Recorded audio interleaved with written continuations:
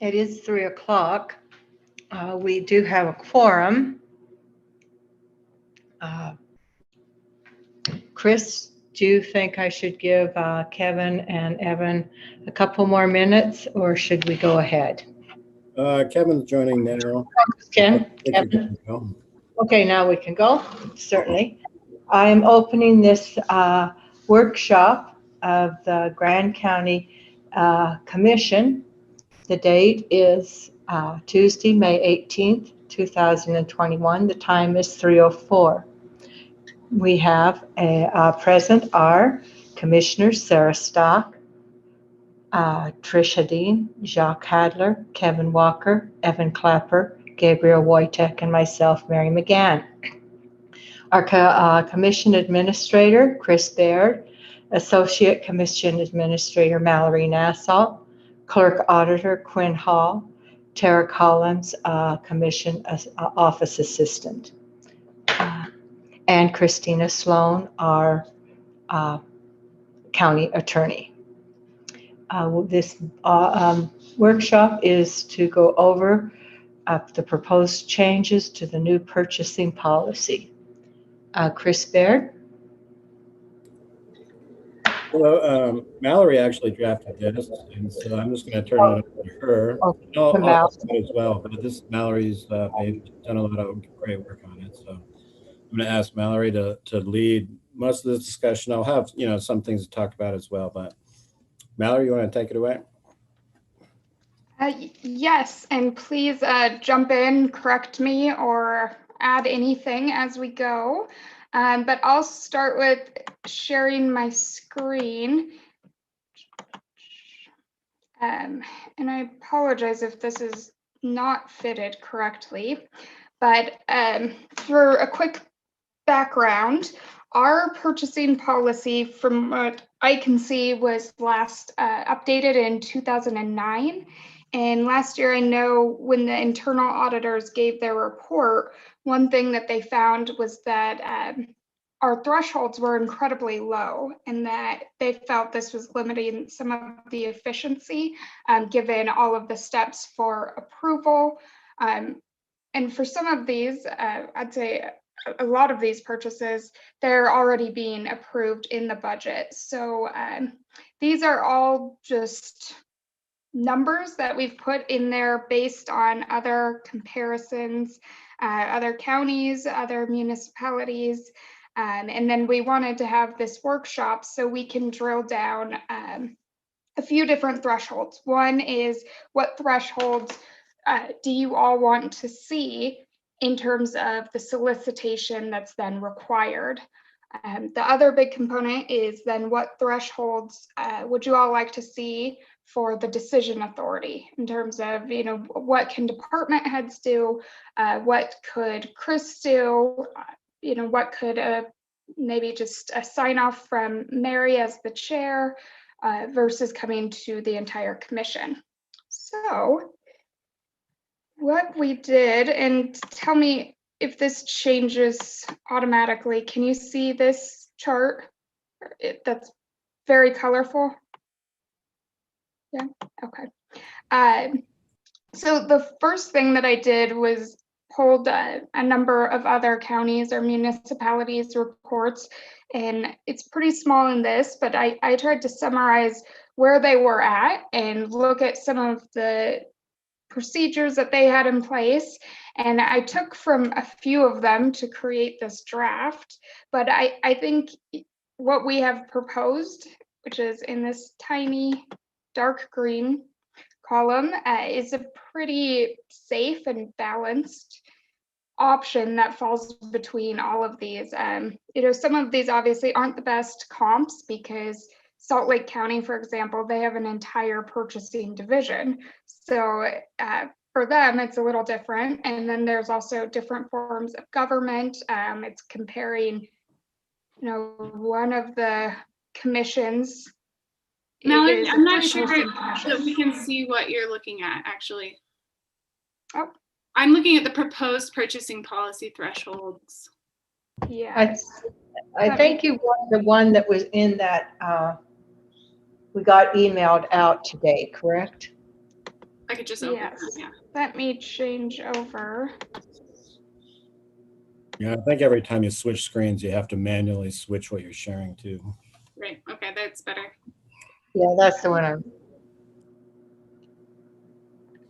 Yes, so it's kind of hard to fit all of them in this screen, but we had, so in my analysis, we had kind of 3 different size of purchases, and a few of the policies I looked at actually had 4 different. And I really liked that. And I also liked this piece that Tooele County had in place. And again, they were they're a 3-person commission. So theirs is a little different, but I liked this idea of the potential threshold for the chair or another commissioner as delegated to be able to sign off, so that these aren't, delaying certain things that have already been approved. So what I did was, after reviewing this, kind of played around with different formats, and I could probably do that forever. But we wanted to get this going and get something in front of you so we can get these decisions, and then update the policy and some of the format stuff. There's definitely going to be more edits to come, but having those thresholds and the approval authority will make the next step possible so we can get it finalized. I also got input from department heads, and we had some really good input actually, and we're able to come up with things like a due diligence form, so that in instances that would be requiring an informal quote, so medium or large size purchase, they could document that they're contacting people and have a deadline so that it's meeting that requirement to show, yes, we sought out these quotes, but we only heard back from one person within 2 weeks or a week, whatever that set time is. So I think that this is kind of where we're at with just the next step of your opinions. And I'm going to switch screens again and get to see if this fits well. This is just a summary of what we're hopefully going to decide today. It's not scrolling all the way up. There we go. So I guess my initial question would be, what can I clarify? What could I better define for all of you to understand perhaps the difference that we're using here for the quotes versus the sealed competitive bids versus RFPs? Would that be helpful to go over? Yes. Okay, so what's proposed is that for small purchases under 5,000, no bids or quotes are required, and that as long as it's approved in the budget, which all of these things are contingent upon the fact that they've already been approved by the commission in the budget. But as long as it's under 5,000, the department head or elected official could go ahead and make that purchase. And right now, our policy has that at $2,000. So it's just giving a little more room for them. And what that means is they could call somebody locally, and if they're available, they can choose to go with them. They don't have to ask anybody else. They don't have to document anything unless it is for a service and there's a contract. In that case, we would still need to see a business license, a certificate of insurance, all of those things, just to make sure we're following all of our policies.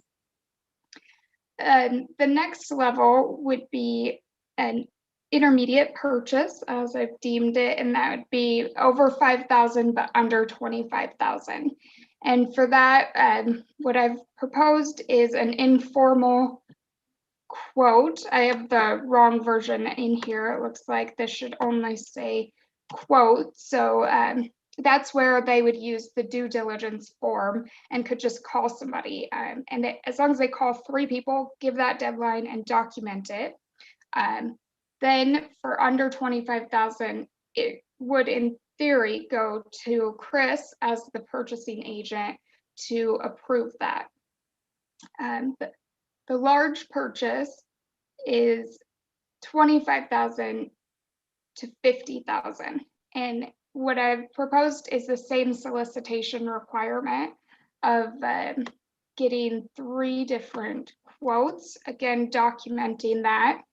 And then potentially looking at Chris approving, so long as the commission chair or another delegate signs off on it.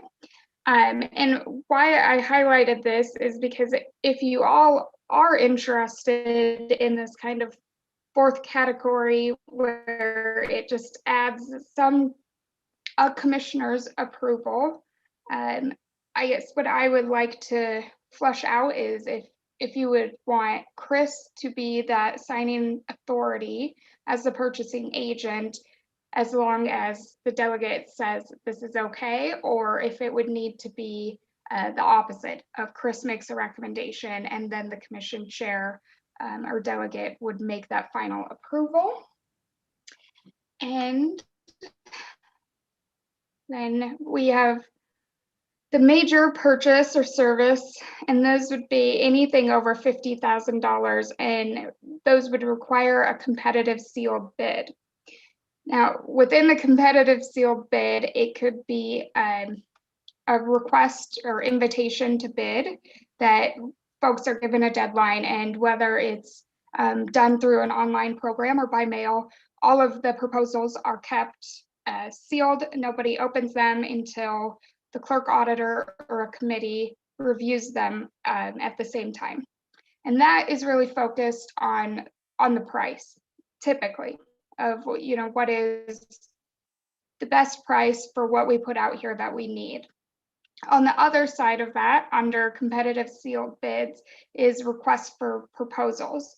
So with that, we're proposing the same process, except those would be for things that you're looking more at the qualifications or asking somebody, here's what we need, come up with a solution, propose something to us, and then we'll select the one that we think best fits our need and go with them. And given the price for those purchases, we would want those to go to the commission for approval. And then I kind of threw in these last 2 just from talking to Chris and actually re-reviewing a few other purchasing policies. There are a few entities that have this in place where it should be a capital improvements project. We would really need to flush out some of the definitions for this in the process, but I guess it's a potential of when the budget's approved every year, coming to you all with a list of the capital improvements projects, and then if they're under $100,000 and you approve them at that time, it could potentially give Chris the ability to approve those once they're actually ready to move forward with the project. Again, because it's about a high dollar amount, in my opinion, at over $100,000, we would want them to go to the commission to approve. I did see a few places where they actually have in their policy, I think the city of Moab has for capital works projects or capital improvement projects, that if it's approved in an annual list and under $50,000, it doesn't need to go to a competitive bid. I think that's something we could flesh out.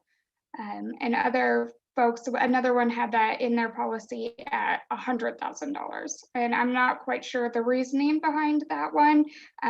But to me, it would make sense to consider the potential of approving that project list and saying that if it's on that list for a set amount, Chris, or perhaps Chris and a commissioner, could approve. So what questions do you all have for me at this point, or thoughts, considerations? So with that list, I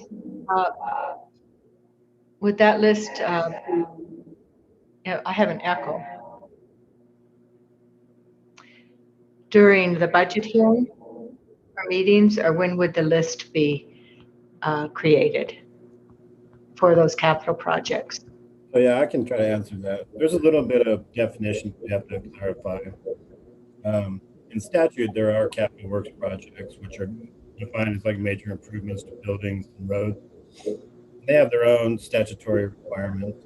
In the accounting world, there's what's considered a capitalized purchase, which is most things that are a singular purchase that are over 5,000, you have to capitalize and track depreciation on. And so during the budgeting process, I try to create a list from all departments and elected offices for all of those purchases that would have to be capitalized. And then we review those with the commissioners through the budgeting process and, approve some of them and disapprove some others, or just kind of sometimes give departments a set amount of money for capital purchases that they can prioritize it. So we've already been doing it to a degree. I guess one of the inefficiencies that we've dealt with in the past is that we've gone through the process instead of budgeting for a purchase, approve that purchase during the budgeting session, and then later when we purchased it, we approved it again. So I'm just trying to figure out ways to make sure the commissioners still feel secure that they have the first swing, so that they're in charge of what's getting purchased, but that we're not wasting time or being inefficient.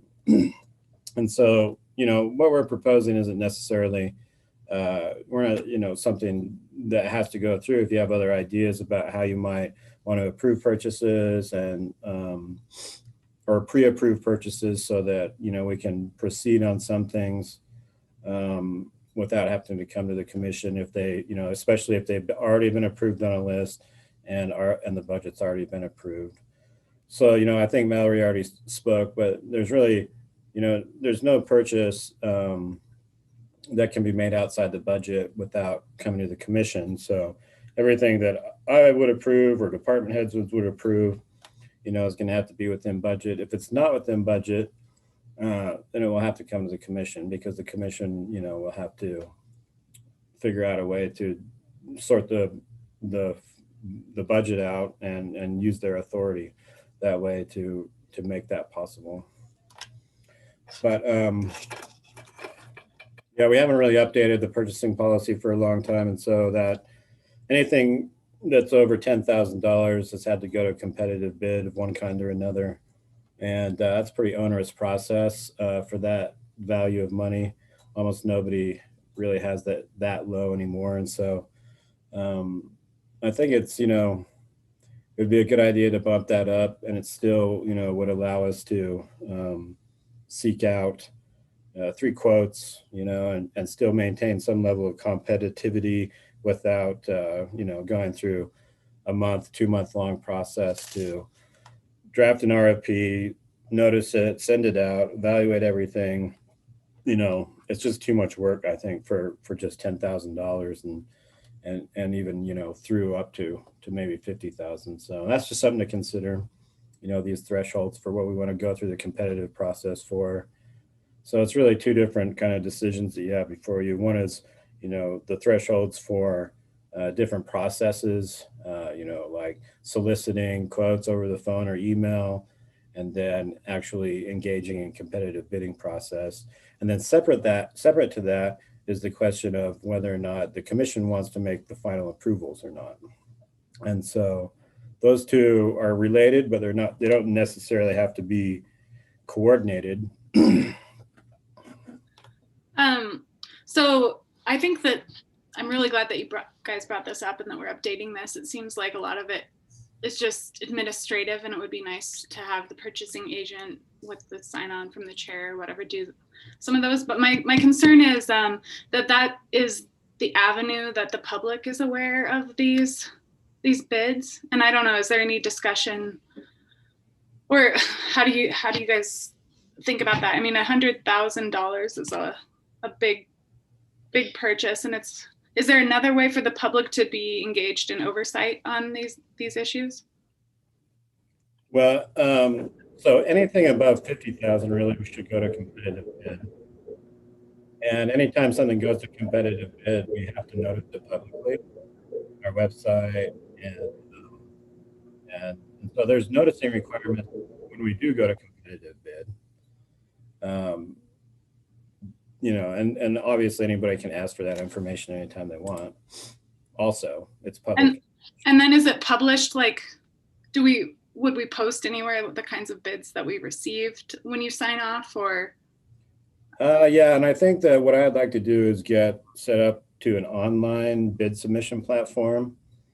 And so we've kind of been doing everything the old school way, through the mail for the most part. So we ask for them to mail the submissions to us, and then everything that shows up on time by the deadline, we'll then open them, and we create what's called a bid tally.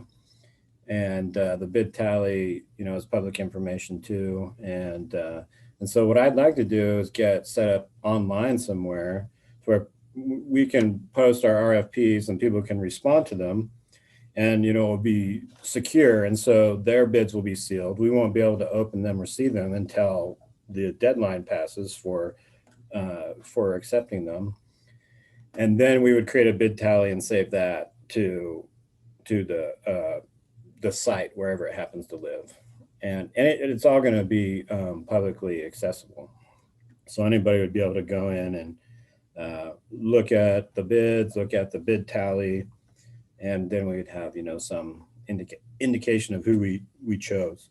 And a part of that, quite honestly, is that there's all these companies all over the country that try to track this information for their own purposes of trying to figure out what the market rate is for different projects. And they don't really even care other than just to build their data. And so we actually get a lot of information requests about bids.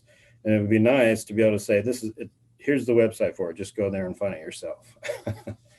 And I would also add, you know, the potential for, if you all were comfortable with giving some threshold for Chris and maybe Mary to approve, that there could be something in the agendas then, you know, like a quick report out when Chris or Mary or whoever gives their report, that they could say, yeah, and we awarded this for this much, and that was out of, you know, 2 responses that we received.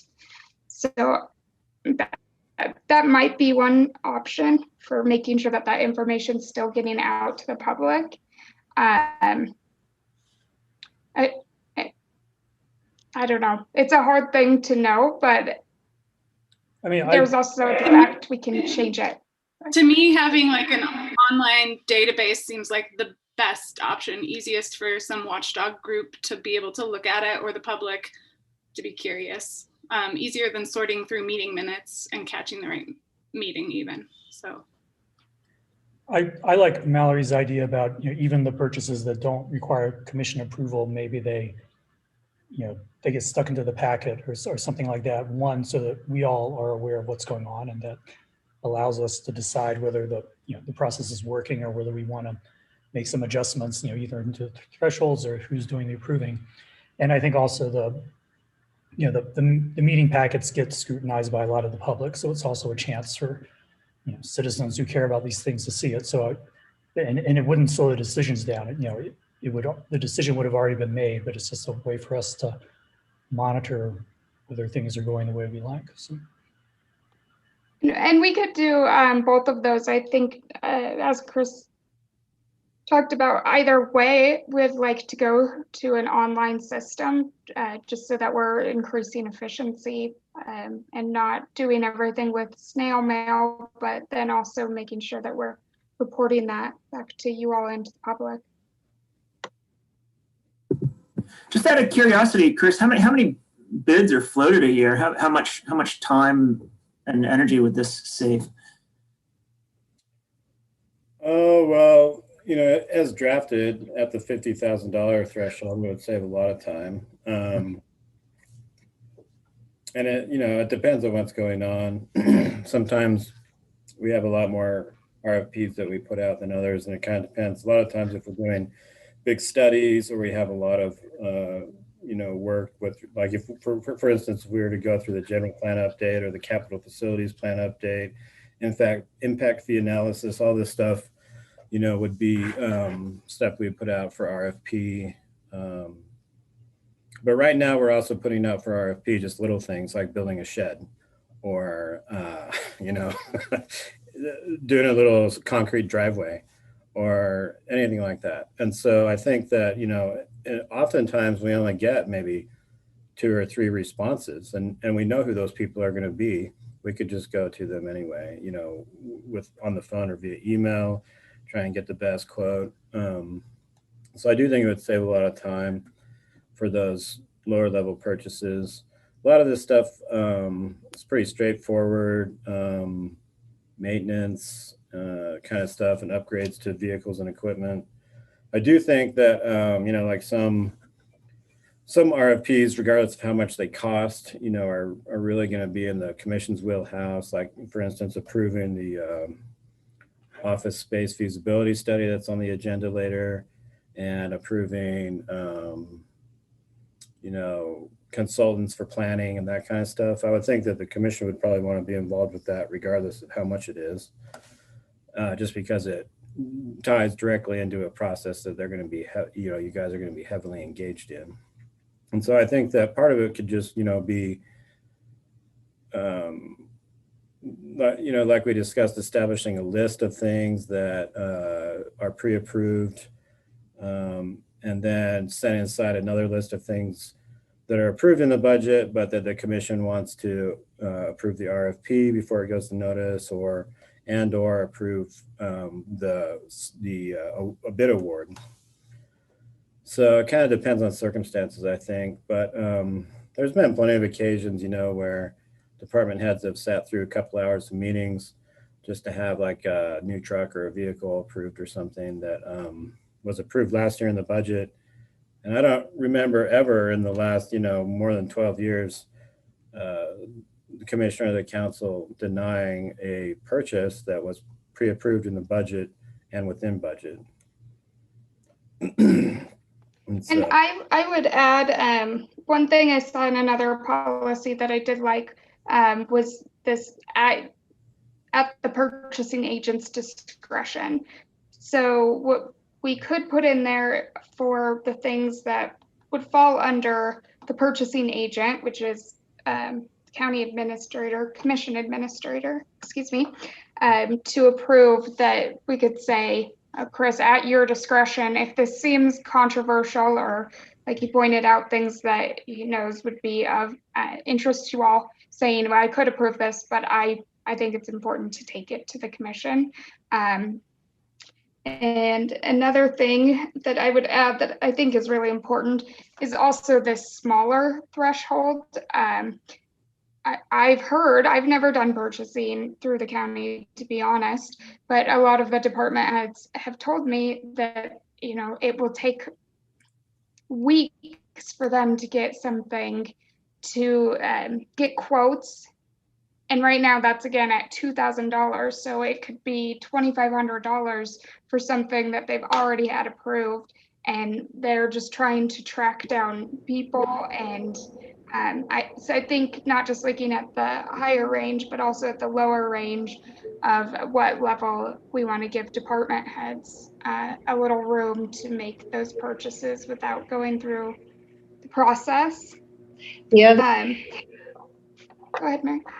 The other way that it would, I see it being beneficial, is a lot of these people that are making these decisions on purchasing are our department heads and such, and their time could be better spent. We're wasting their money and their salary on spending time getting these unnecessary bids and such.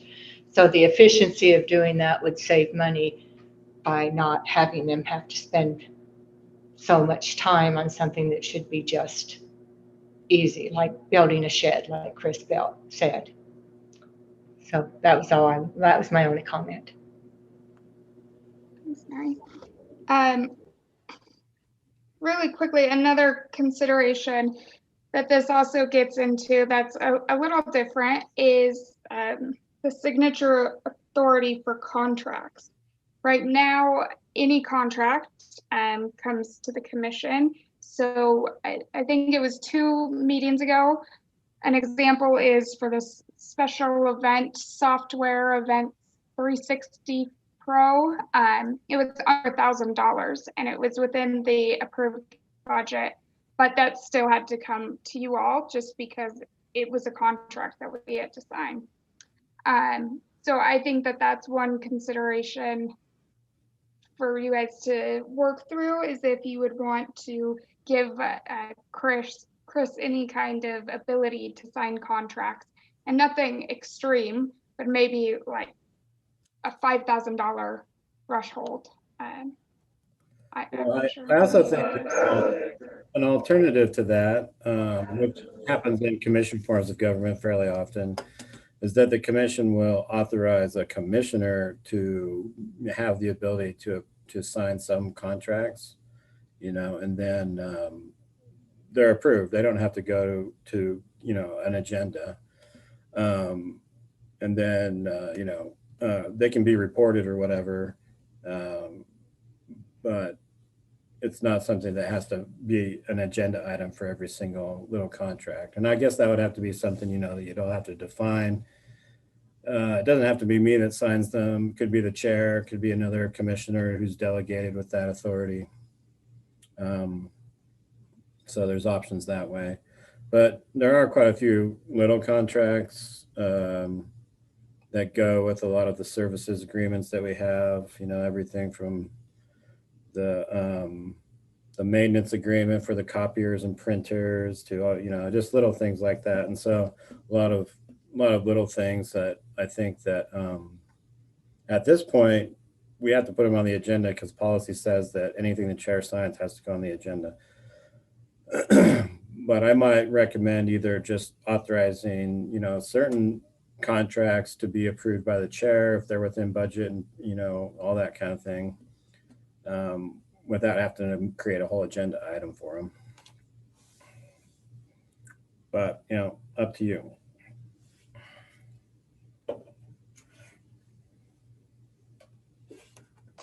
We do have a policy that's active right now that, was from several years ago where all the agreements for the travel council advertising was delegated to the commission administrator. And I don't actually honor that. I make Mary sign all those because it seems like those are the most contentious ones at this point. So I guess times have changed, but that's the only policy in the past that, has delegated the signatory authority of contracts. Like I say, I don't actually do that.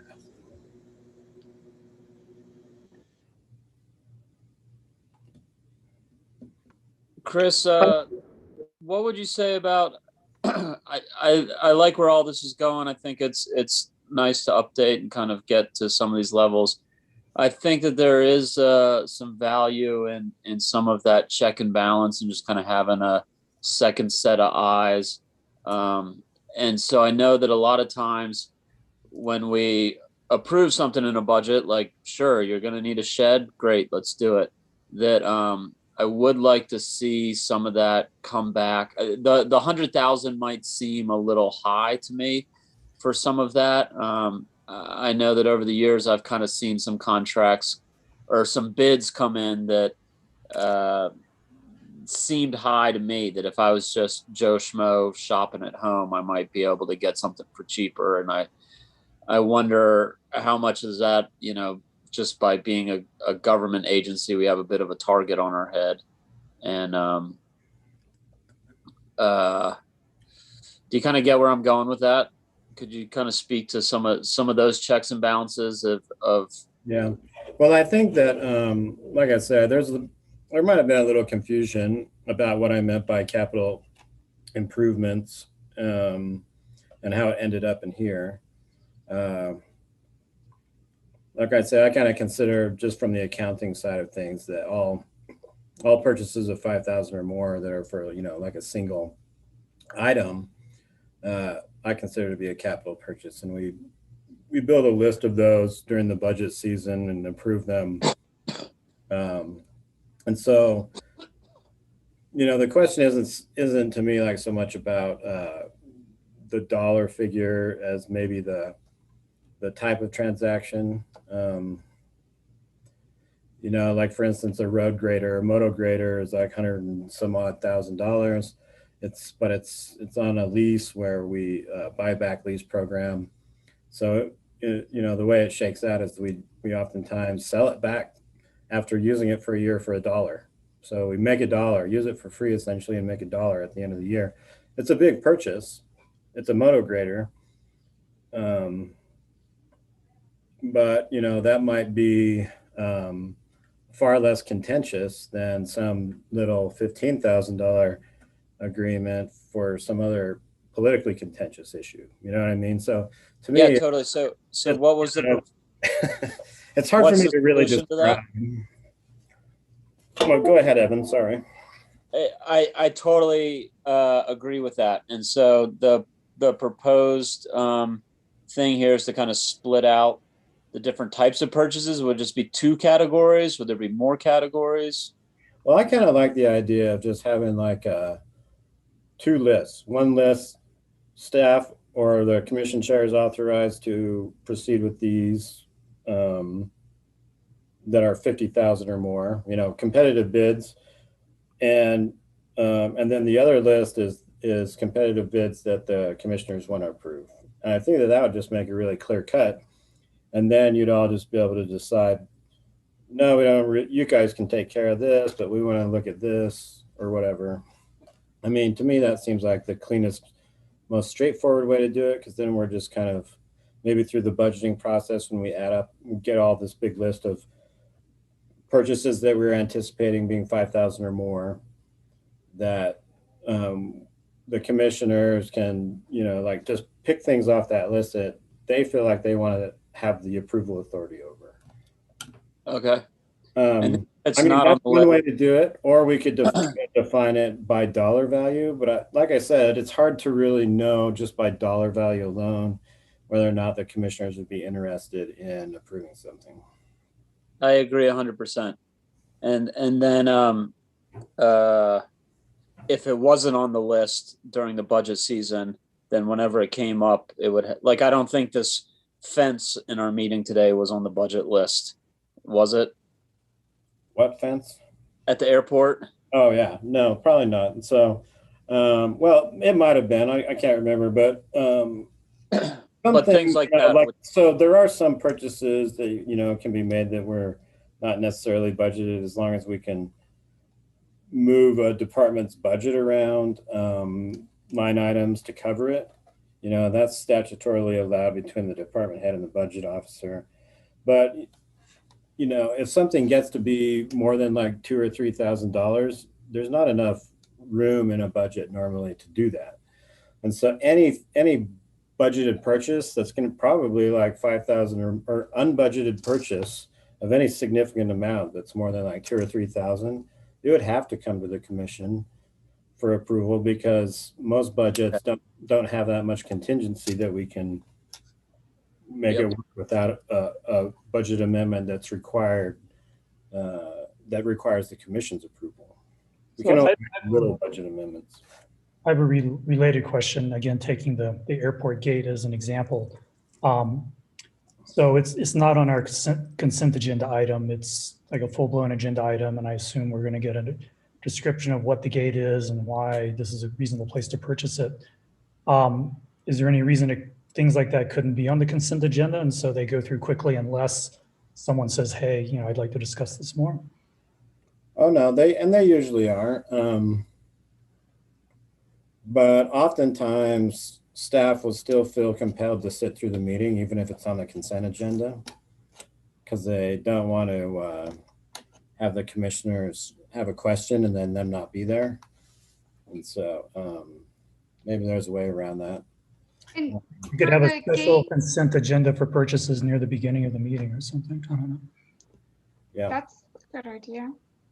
And to also add for the gate at the airport example, I believe why that one's not on the consent agenda is actually because we already approved an independent contractor agreement for that project and it didn't work out.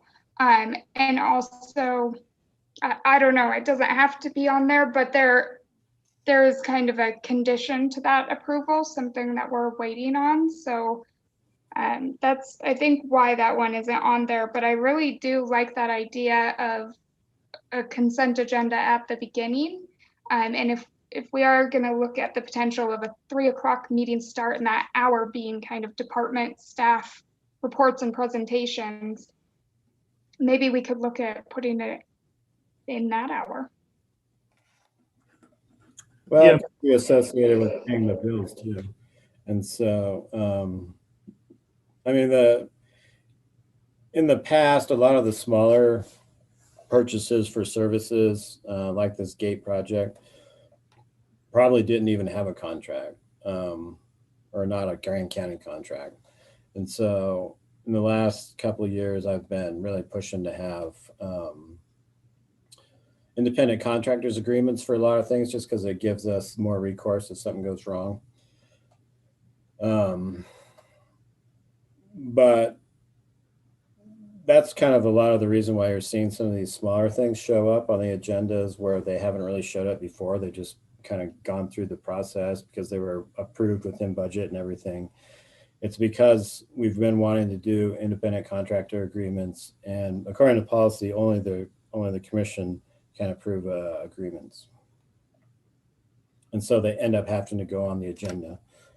And that's just because I feel like, not all the time, but in a lot of cases, I prefer to have an agreement in place for services.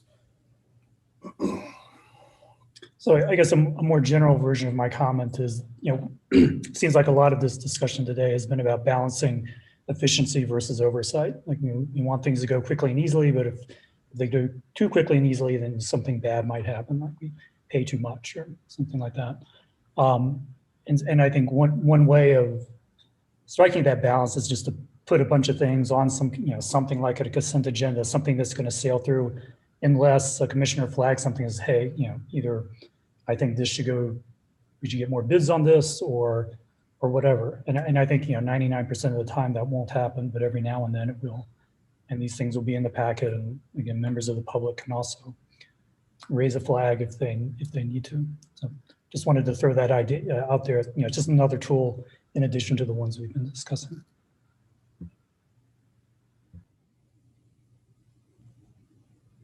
I'd like to make a pitch for a little bit more flexibility for electeds, which hasn't been discussed too much yet. And I agree with everyone. This is long overdue and a lot of good work. Just this flow chart is super impressive.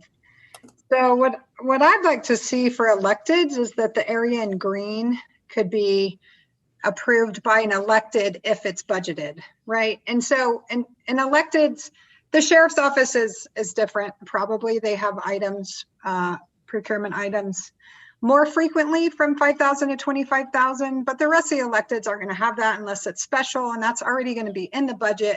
We would already had to defend the need for it in our budget meetings. It would already be approved by the commission, or we'd have to go back to the commission anyway because it would exceed our budget and we would need approval. So I think the green items should be approvable by an elected also if within budget. And I'm hearing from the commission, you guys seemingly wanting more oversight, but my proposal is going to be, purchasing agent or an elected for the green items. Purple would just be purchasing agent. I think the additional chair approval, again, if it's a budgeted item, seems unnecessary. And then anything over 50,000 would go to the commission. That's my recommendation. Well, that to a degree, ultimately, at least, via paying the bills and whatnot, commissioners have to approve all purchases, period. And the ultimate approval, I guess, is when you ratify the payment of the bills. But obviously by then it's too late. If you said we shouldn't have paid that, well, it's too late because you already did. And so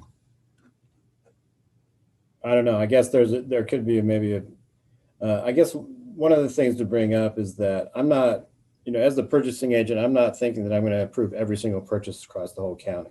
The way that we've set it up and the way that we've functioned forever is that by and large, department heads make their own purchases, and as long as they're within budget, I don't worry about it. But it's only when you get to these upper thresholds where there needs to be either quote solicited or a competitive sealed bid process, that's when I get involved. And so, it's possible for me to delegate that out, but then again, you have to realize that the commission is ultimately responsible for the county's finances and how the public's money is spent. So it's good to keep that in your wheelhouse. But it doesn't mean we can't, make the process easier and more efficient for everybody in the whole county.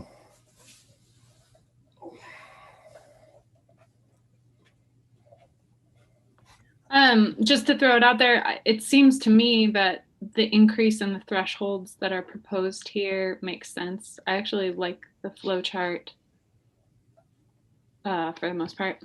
Mm-hmm. One more thing. I know that it's actually really close to 4 o'clock, but another consideration I just want to throw out there with all of this is when we do require the competitive sealed bid, which includes the RFP, how long we're requiring that it be out there. I did check the statute and it is 7 days. Right now, we are doing 30 days for RFPs and 21 days for invitations to bid.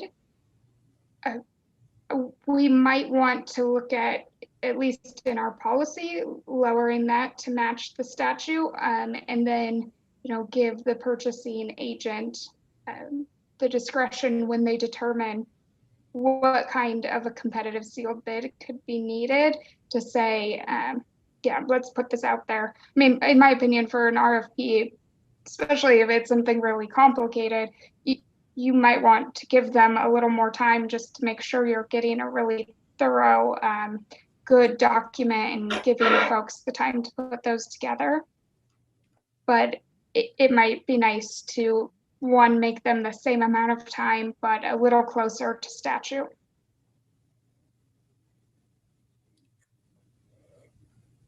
Yeah, and I think just to clarify also, I think, we've used the term RFP for most of our solicited sealed bids.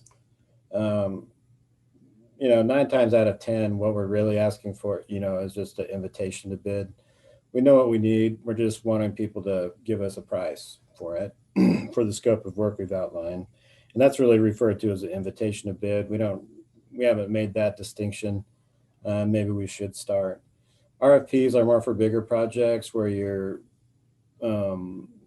got a concept in mind and you're trying to get who's ever bidding to make a proposal that meets your needs, but you may not know exactly what you need yet. And so that's oftentimes associated with design build contracts like the EMS building and whatnot.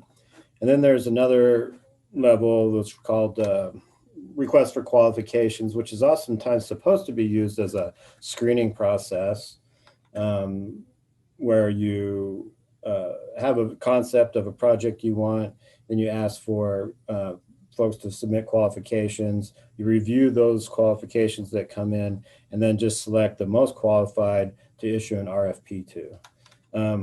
That's oftentimes not how it pans out, but that's how it's kind of supposed to work. And so we might, I think that we should probably delineate a little more in the definitions and in the document, distinguish these different types of competitive sealed bid processes. But for the most part, 9 times out of 10, what we're really doing is just an invitation to bid. We know what work we want to be done. We just need people to give us a price on it. And and pick the best value for, you know, for what we need.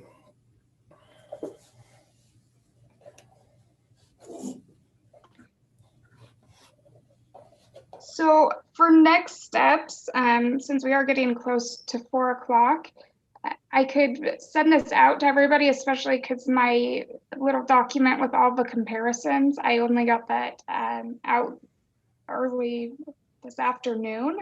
So maybe I could send this to all of you, or I guess you have it, but I could resend and just see with some of those thresholds, thoughts. You could think on it and look a little closer at what other counties and cities have in their policies, and maybe we could agree on a deadline just so that we can keep this process moving.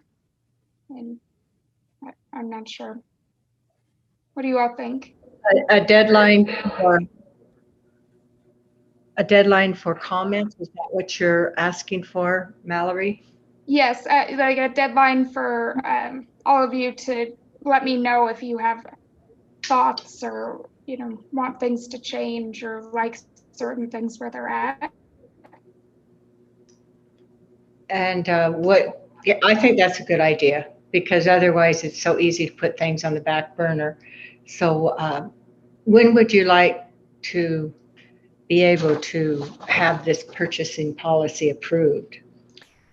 So it will have to be approved via resolution, I believe. And so the soonest would be June 1st. I think that would be ideal, but I don't know. So if it was June 1st, so if it's June 1st, I'm looking at my calendar, and you would be getting this information out to the commissioners tomorrow, correct? Yes. Okay. Commissioners, if that would be the 19th, do you think that a week from today would give you enough time to go through it, or could you have it by Monday? Or should we make it Wednesday? Is there any preference? How much time will you need once you get our input, Mallory? Oh, you know, I'm not sure, but I could. I would make it work. If the 25th, next Tuesday, would work as a deadline for you all to just let me know if there's changes you'd like to see, then I know Christina and Chris have some just changes in there as well that I need to update, so we could just keep this moving along.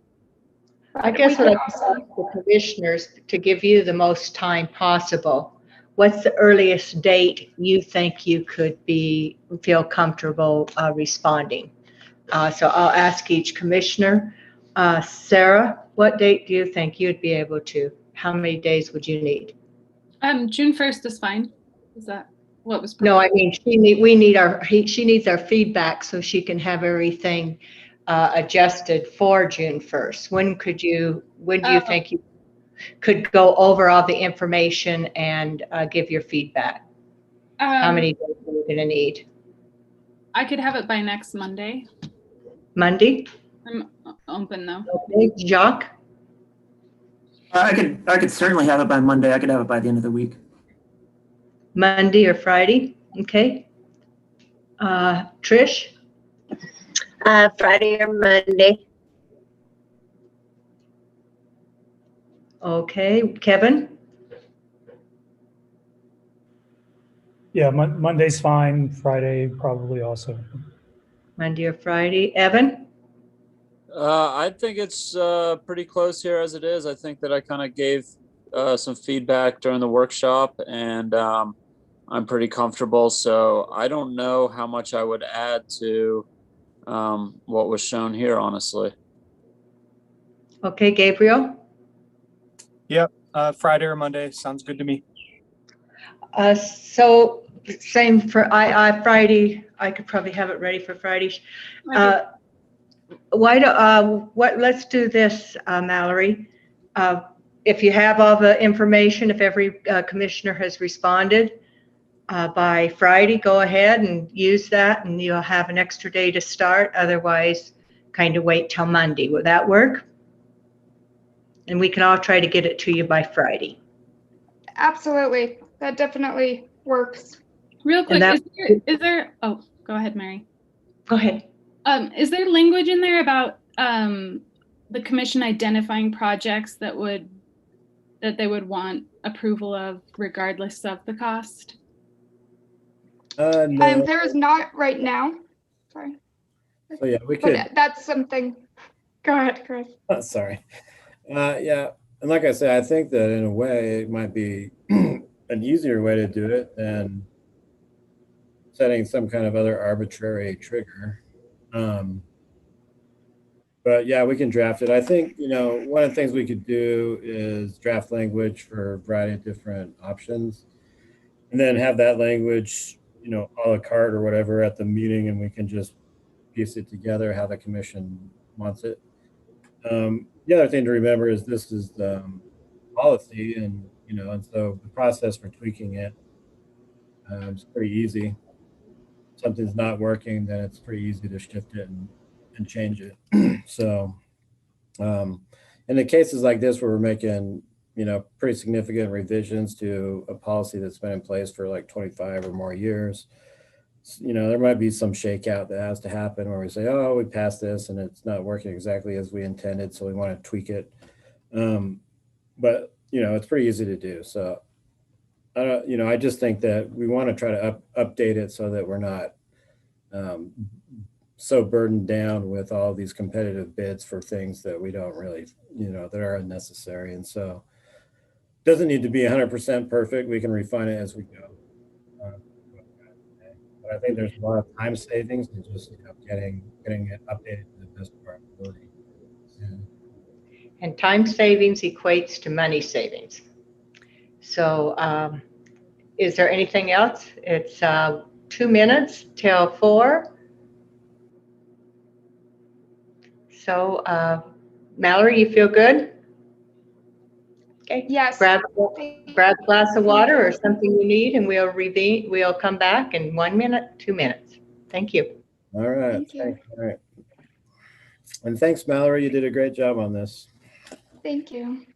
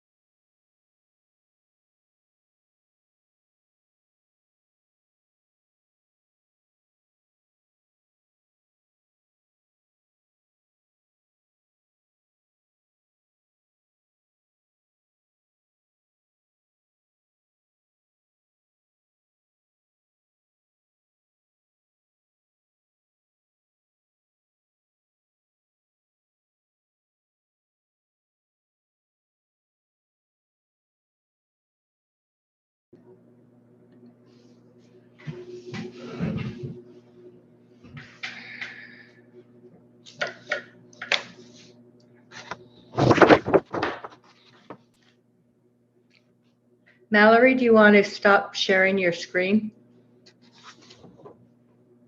Yes, I completely forgot. I would have left that up the whole meeting. I'm okay. I'll turn it off on you. Okay. Is everyone back? Let me see.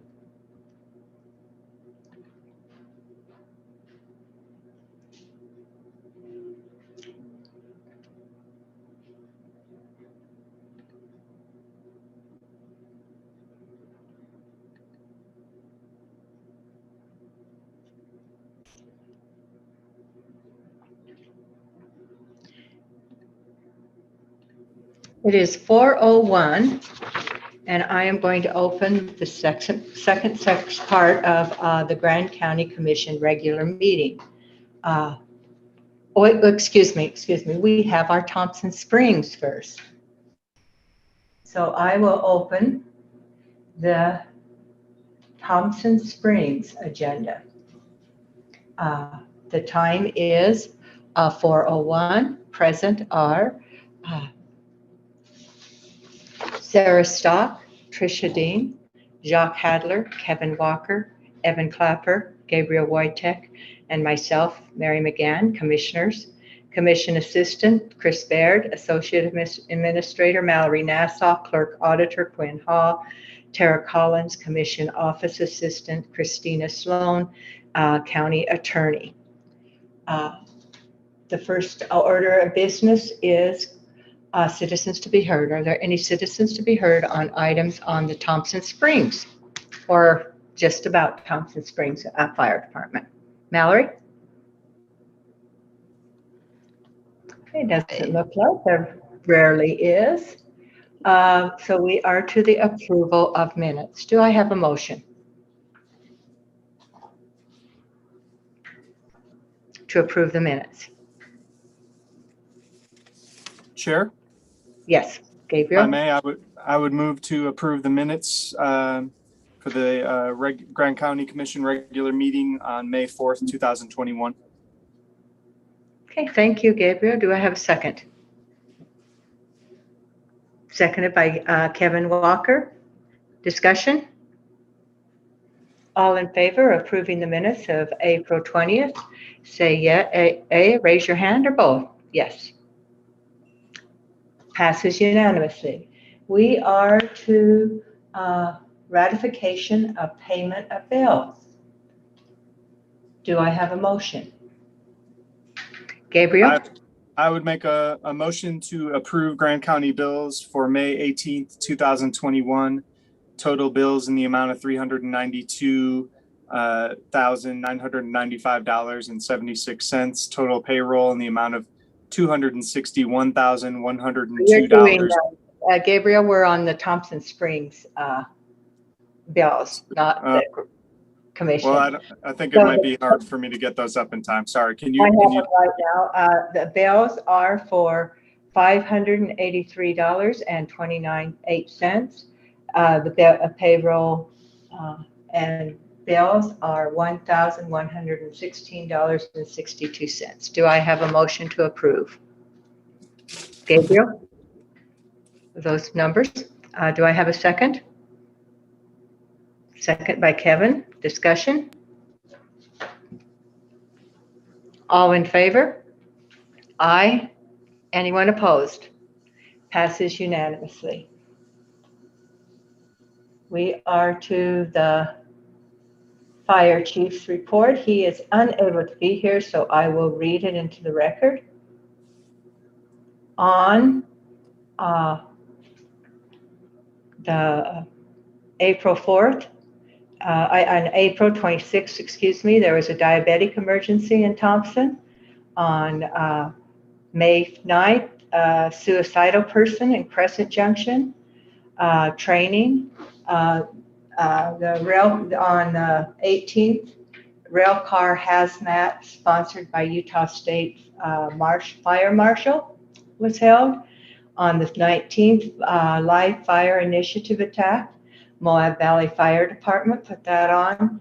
And the 26th and the 22nd, pre-hospital trauma life support.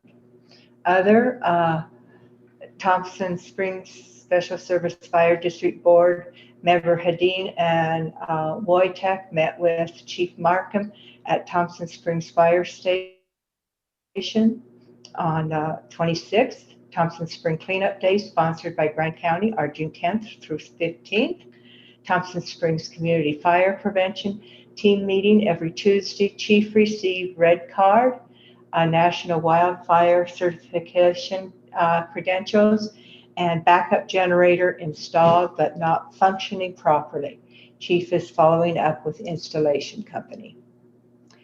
Now we are to agenda item B, authorizing the transfer of $10,000 from the district fund balance to Grand County. Chris Baird. Thanks, Mary. So Thompson Fire at this point is virtually 100% funded by Grant County. We transfer some of their funds from our general fund and some from the TRCC fund, which can be used for emergency services. And so every year there's just a little bit of that goes unspent, and so it's built up in the fund balance. They have about 19,000, a little more than 19,000 in their fund balance now. They only need about 9,000 to make the payment on that backup generator. And so I would like to transfer this out of there so that we can use it for other needs in Thompson. Probably the most pressing one at the moment would be to help the water district with some studies and potentially some legal issues, and maybe use it to help with some junk cleanup out there too, depending on how far we can stretch that money. And if we can find other revenue streams to pay for the studies, which Tricia and I are also looking into. So I want the money still to go toward helping the Thompson community out, but I think it's better if we free it up and make it available to me so that we can use it to get the ball rolling on some of these other needs out in Thompson. I talked with Mark about it and he's okay with it. Okay, questions? Do I have a motion? Do I have a motion? I'll make a motion, Mary. Yes. I'll make a motion, Mary. Can you hear me? Yes. I move to approve I move to approve. You're cutting out. In fact, you're frozen. Might have to turn off your video. Yeah. Turn off your video, Trish. Okay. I went through all that for nothing. Yeah. So want to repeat it? Yeah, you bet. I move to approve the transfer of $10,000 from the district's fund balance to Grand County for the purpose of financing other community and infrastructure needs in the Thompson Springs area. Motion by Tricia Dean. Do I have a second? Thank you, Sarah. Seconded by Sarah Stock. Discussion? All in favor of the motion? Say aye. The only thing. Okay, go ahead. Can you hear me, Mary? Yes. I just wanted to make sure that Mark was all good with it. So, Chris, I appreciate you reaching out to him. Yeah. Thank you. If all in favor? Oh, sorry. Go ahead. I was just going to say, I told Mark, if he has other capital needs, just to let us know and give us a list, and we'll, work on it in the upcoming budget for next year or this year. So we're good. Okay. Okay. Once again, all in favor, say aye or raise your hand or both. Aye. All opposed? Passes unanimously. And Trish, I really want to express my appreciation for you stepping up to take care of Thompson Springs. I don't remember a commissioner before this in my memory that has taken such an active interest in that little outlying community. So thank you.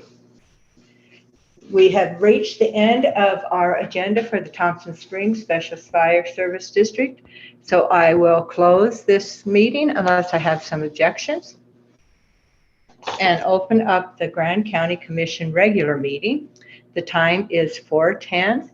Present are the same people that were present during the Thompson Springs Special Service Fire District. So I won't repeat. Everybody that was on is present. The first order of business is citizens to be heard. Mallory, do we have any citizens to be heard?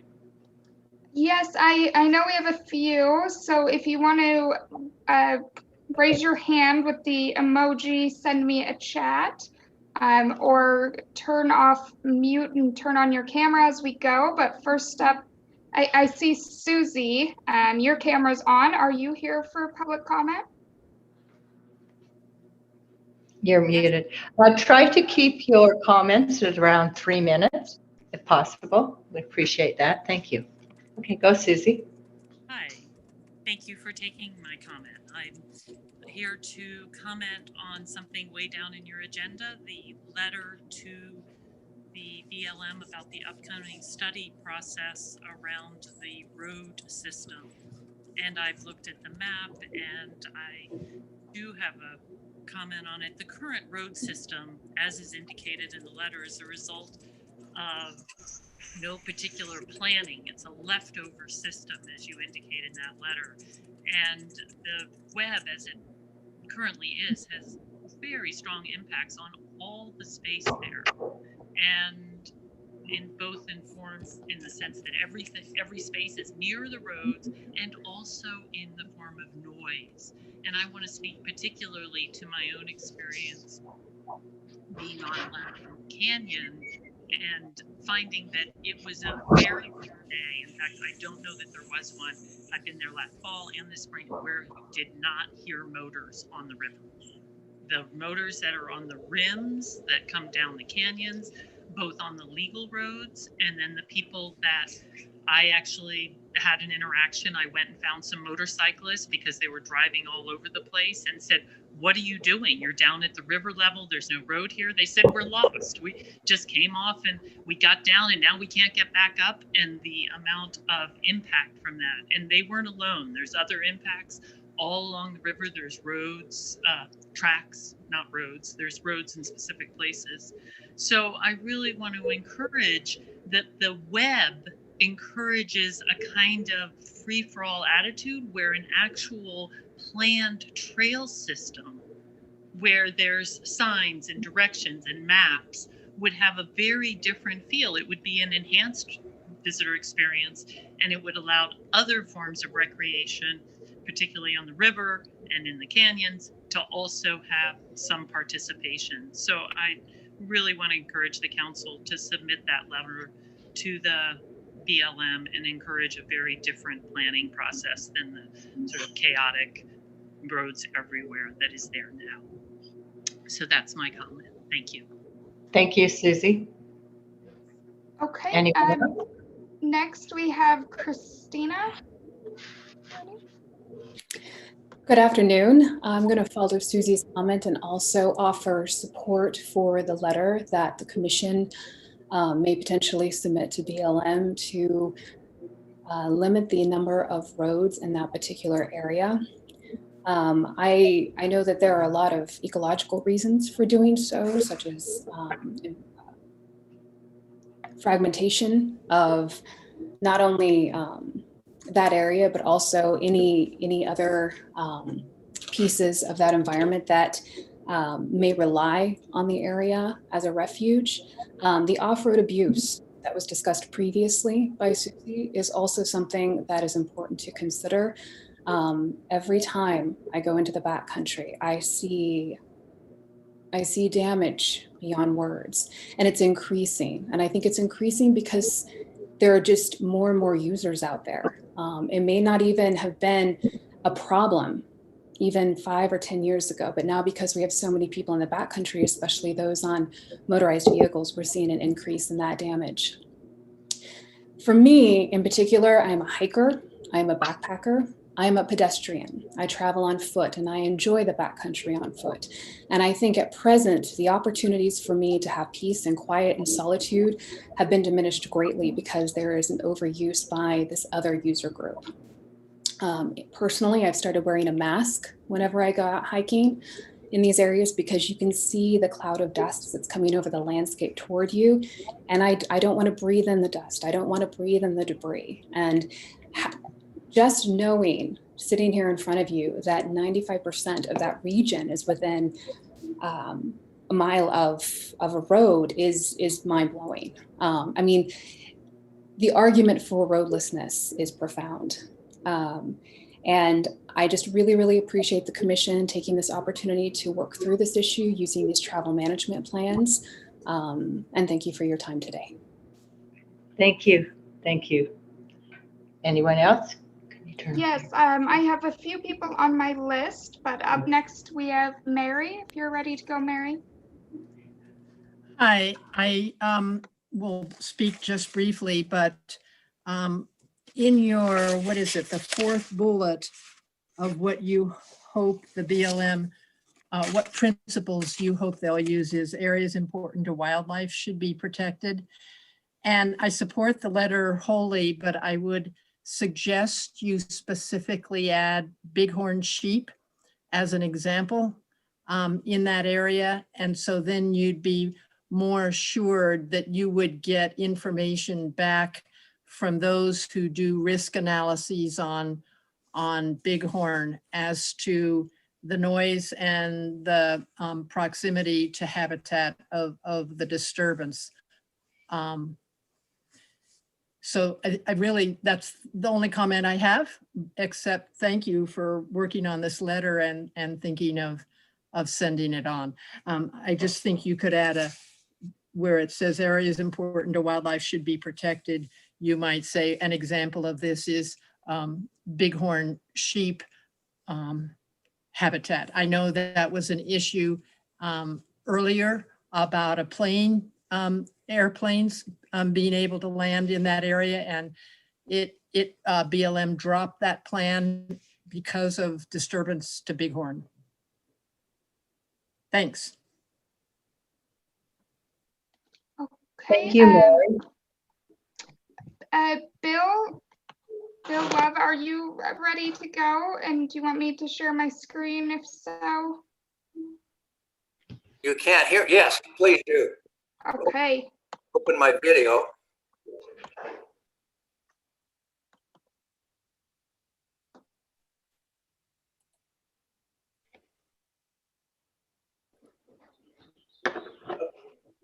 Can you hear me? Yes, we can, Bill. Okay, Mary has stolen my thunder on the bighorn sheep, but that is fine. I have here some information from the DWR and how it is necessary to prevent having dislocation. History: 15 years ago, the DWR sent the BLM a map of critical and high value sheep habitat. The BLM protected the 10% of critical, and this was the birthing area for lambs. They ignored the other 80% of the high value, and you see today what has happened to the high value area. Gemini Bridge and Lithium Canyon are probably maybe the only areas left that are in habitat. We have illegal trails going on the ridges that drives them off the ridges. You must, if you actually have a bighorn sheep herd in Grand County, prevent and reduce the number of roads. They must be produced, or we will not have a bighorn sheep in Grand County that's meaningful at all. Thank you. Thank you, Bill. Okay, next I have Christian. Hey, can you guys hear me? Yes, Christian, we can hear you. Okay, cool. Hey, thanks for doing this. I want to encourage you guys to send that letter and to advocate for there being less roads out there by Labyrinth Canyon, 10 Mile Point. I've got my dog with me today. This is Lucy, and this dog has boated down Labyrinth Canyon. She's also car camped out there. We had a really good camping expedition, camping out just above 10 Mile Point, you know? And I like the sense that we had 5-10 years ago, even, where we could look at that area as like sort of a lawless middle of nowhere to wonder and discover. And you could bike out there, or walk out there, or drive your truck out there. And it was all basically the same experience. It was like quiet, you were alone and you were discovering stuff. But you know, times are changing. We've been too successful at telling people to come here, and we've been too successful at making Moab crowded. And the people who want what Moab was are now going to all of those places, which means you just start the cycle all over again, and then all those places get crowded and loud. So, you know, I want to still be able to drive my truck out to 10 Mile Point, but I understand that so many people want to do that now. I probably shouldn't. And if there's more designated roadless area, and me and the dog have to put on a backpack and wander out somewhere, you know, maybe that's okay. Maybe I should hike more, and maybe that's what we need to do to protect there being anywhere you can go without hearing noise. So I think that's the move. Like, let's have areas where you can still enjoy peace and quiet and nature as it was intended and as we found it before we decided to try and make as much money as we can, turning it into somewhere else that looked like where we came from. So that's my comment, and I appreciate you sending that letter out and keeping that place a quality experience for people. Thank you. Thank you, Christian. Anyone else? Yes, next on the list, I have Will. Yeah, hi. Can everyone hear me? Yes, Will. Hi, sorry. I'll be brief. I just wanted to, as well, encourage sending of this letter. I want to say that I live over by the high school on 400 East, and I had the opportunity to have my grandmother visit about last week, and she was commenting on the loud noises that come by occasionally. And then after that, we went over to Gemini Bridges afterward, and she was sort of saying, hey, this is kind of just like over by your house, just real wonderful. But you know, I totally understand the need to keep those vehicles out there to a certain perspective. I just want to say that I love the letter. I think it sends the right message in saying that we should reduce the number of roads by a pretty reasonable amount, and that's something I'm fully in support of. So that's all I've got. Thank you, Will. Anyone else? I see Sina is unmuted, but I think it's by phone, or I'm not sure. Are you on for public comment? So Sana told me in a chat that she can't hear. And I think the problem's on her end. And so she sent me a chat. I'll just relay what she said in the chat. She says, I own 3.83 acres of land on Thompson Canyon Road in Thompson Springs. I received a notice for a zone change in this area. I would not like to see this area changed from 1 acre per home. So that was her comment. And she's having technical difficulty. So I just told her I would relay that to you all. Thank you, Chris, and thank you, Sina. Anyone else? Yes, I believe so. All I see is maybe Maldridge. Are you on for public comment? I know you're unmuted.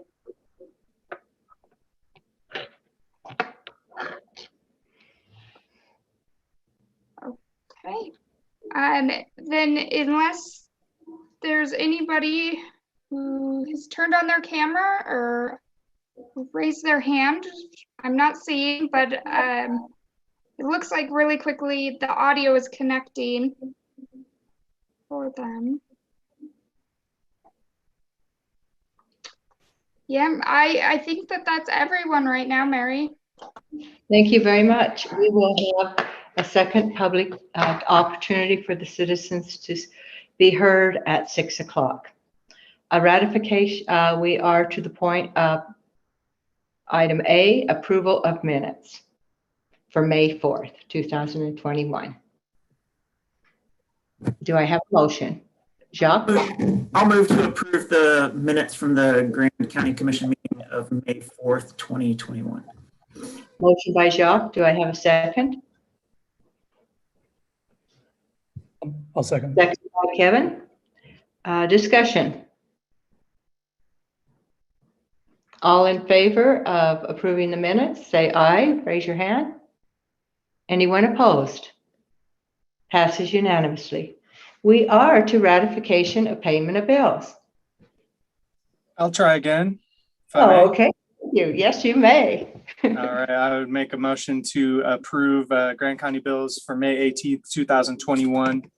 Total bills in the amount of $392,995.76. Total payroll in the amount of $261,102.97 for a total of bills and payroll of $654,098.73. Thank you, Gabriel. Do I have a second? Second. Second by Jacques. Discussion. All in favor, say aye or raise your hand. Both. Anyone opposed? Passes unanimously. We are to commission member disclosures. Do we have anyone that has something to disclose on this agenda? Okay. Madam Chair? Yes. I would just, in regards to relations with the BLM. I have a recreation permit with the BLM. Okay, thank you, Evan. Anyone else? Okay, we are to commission reports. Sarah. I have no reports at this time. Thank you. Trish. Okay, give me just a second. Can you hear me, Mary? Yes, I can. Okay, great. So I went to the Grand Water and Sewers meeting, and I think just a couple things that should be of interest to us. Currently, the soil saturation in the LaSalle's is 14%. It has come up a little bit, but that's still extremely low. The other statistic that stood out to me was Kins Lake storage is currently, or was last week, at 694 acre feet. Last year at this time, it was 1741. So that's a massive reduction, about a third of what it was. So I think that's something to be obviously quite concerned about. We continue to have weekly meetings for the Thompson Springs cleanup. Abby did send out a sign up, so it would be great to have more commissioners that would be willing to help with that event, and I encourage that. I went to the Conservation District meeting, and as always, that's just a great meeting, really lively. There's a lot of outside resources with the Conservation Districts, for example, NRCS, so that's always really interesting. I went to a meeting with the Grand County School District, a key leadership committee. Their goal is reducing intergenerational poverty within this community. They feel that the major obstacles that basically obscure us from getting out of those trends of intergenerational poverty are affordable housing, which we know that that's always on the plate, early child care, substance abuse, and lack of financial literacy for adults. Taryn Kay, the superintendent for the school district, also noted that attendance is trending downward within the school district, and recent legislation has allowed for homeschooling to basically provide zero accountability for education, so that's of great concern. One thing that Melissa Bird, the school board president, brought up was the loss of what's called the RSO, which is the school resource officer. And that officer is kind of this individual that just roams within the schools, helps with attendance compliance, and did suggest that possibly there could be a collaboration with the county, the city, and the school district to fund that position in the future. I went to the local homeless coordinating committee meeting, and currently we have 27 homeless within our community, 16 chronically, 4 situational, and 7 at risk, so bouncing around. As always, there's a massive lack of available housing and rehousing, so when people lose their current housing situation. And as always, just the need for transitional housing. I continue to do quite a bit of work. Gabe went out with me, which was awesome, to Thompson Springs to talk to the fire district and just to kind of note what Mark is up against as basically one entity providing services for Thompson, but also more importantly, I-70. And also the Thompson Springs Service District, as far as the water district, I can continue to do just a lot with that water district. And Chris has been helping me just tremendously. So I really appreciate that. And I think that that's it, Mary. Thank you very much. Thank you very much. Busy. Jacques? Hi, I attended the trail mix meeting, and at the meeting, thing of note is that trail mix approved the use of certain types of e-bikes on the paved bike paths north of town, and I think that we will see that in front of the whole commission the next meeting or a future meeting to consider.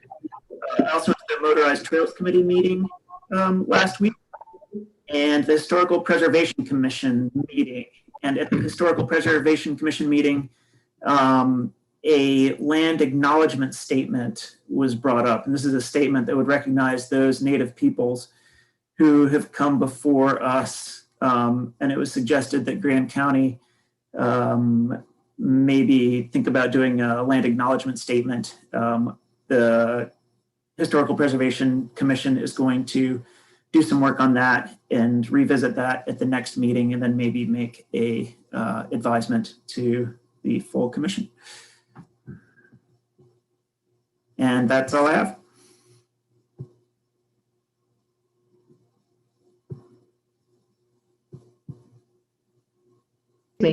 Kevin?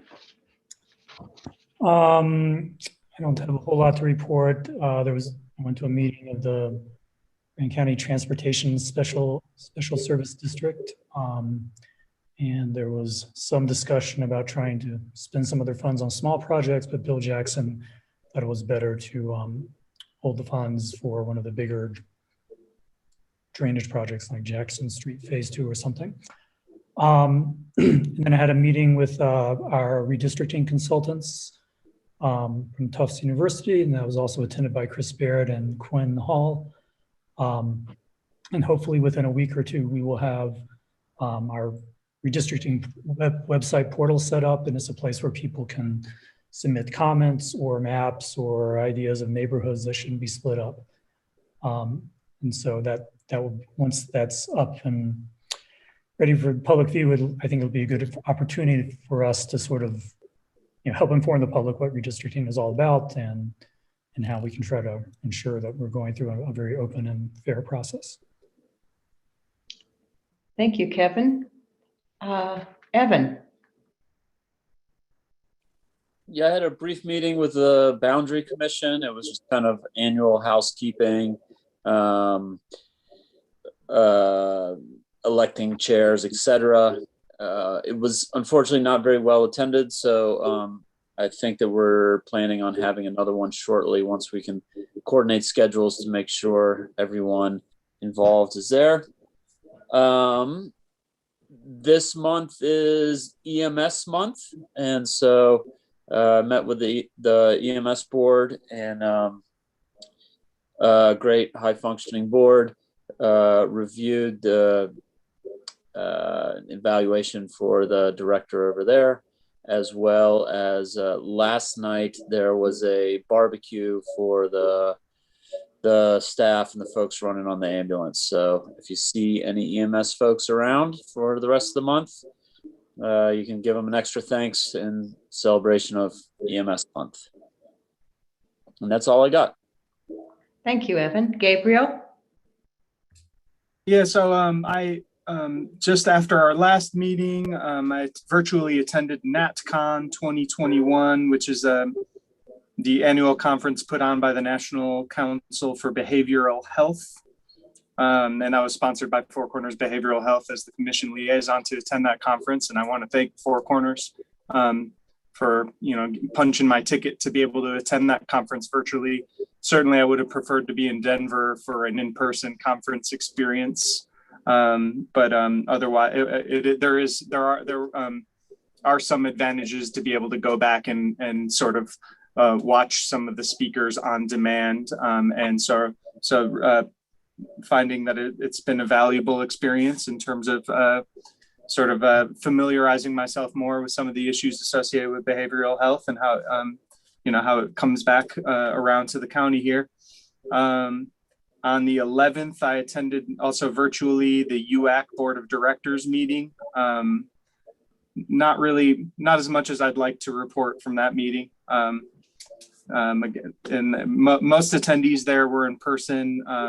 So hopefully the next time that one rolls around, I'll be able to sort of go there and do a little bit more networking as commissioner in an in-person type venue.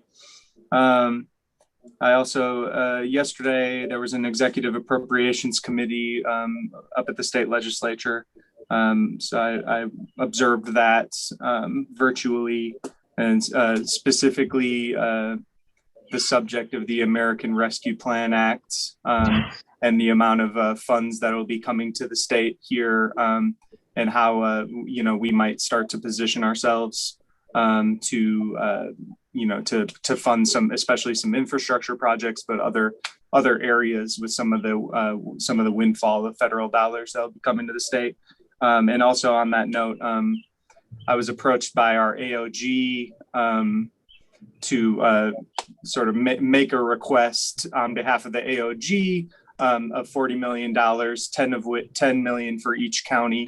And so Chris prepared a list, on very short notice to present to be a part of that ask.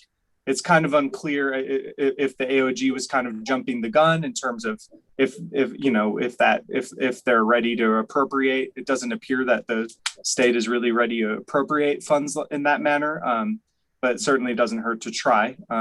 And so so Grand County was able to sort of jump in on an early ask, but it does appear that they're going to be waiting for until the interim session to make the majority of the appropriations for that almost $1.5 billion that'll be coming to the state of Utah.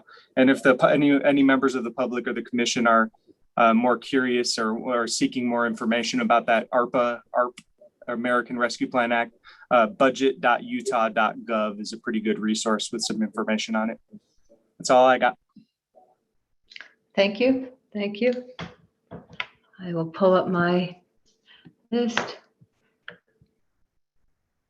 On this 5th, I went to Monument Waste, that is now called Canyonland Solid Waste Authority, and welcomed the staff to the district. And then I also went to the staff meeting at the Solid Waste District to thank them for their hard work and dedication because of the improvements at both of the landfills and at the recycle center. So that was rewarding. Went to the Housing Task Force meeting, and there are still huge wait lists on all of our low-income housings from Cinema Court to Virginia. And there is Arroyo Crossing is finally moving forward.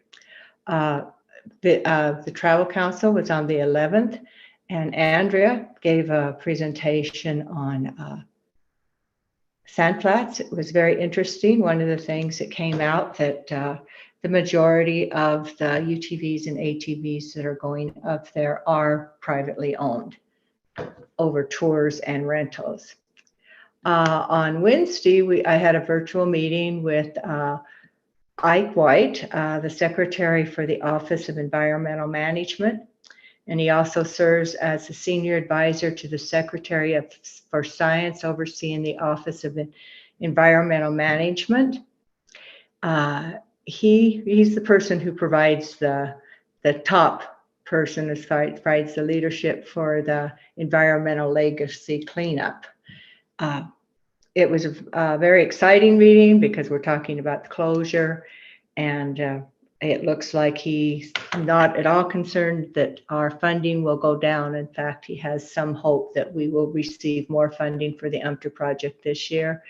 We are in the process of looking at ways that the land, huge piece of property, can be transferred to Grand County and the city of Moab with funds to help us get it prepared to be used for some wonderful things such as parks and bikeways and perhaps some types of building structures for business for government agencies.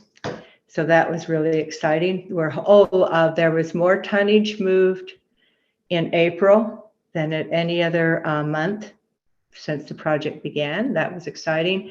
And we're hoping to have a group of dignitaries from DC and around the country come in October.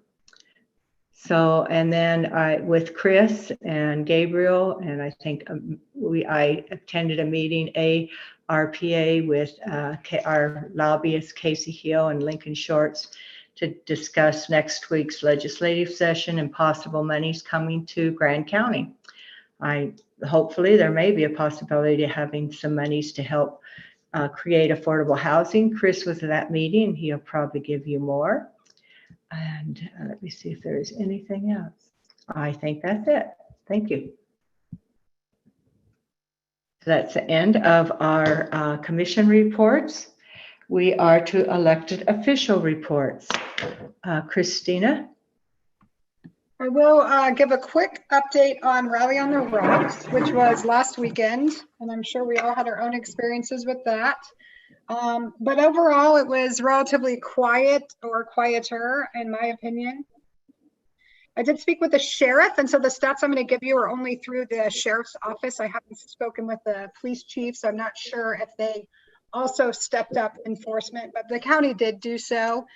They focused their enforcement efforts mostly on Spanish Valley Drive, and they issued 23 written citations, 9 written warnings, and 2 verbal warnings to ATVs, street legal ATVs, or not street legal ATVs.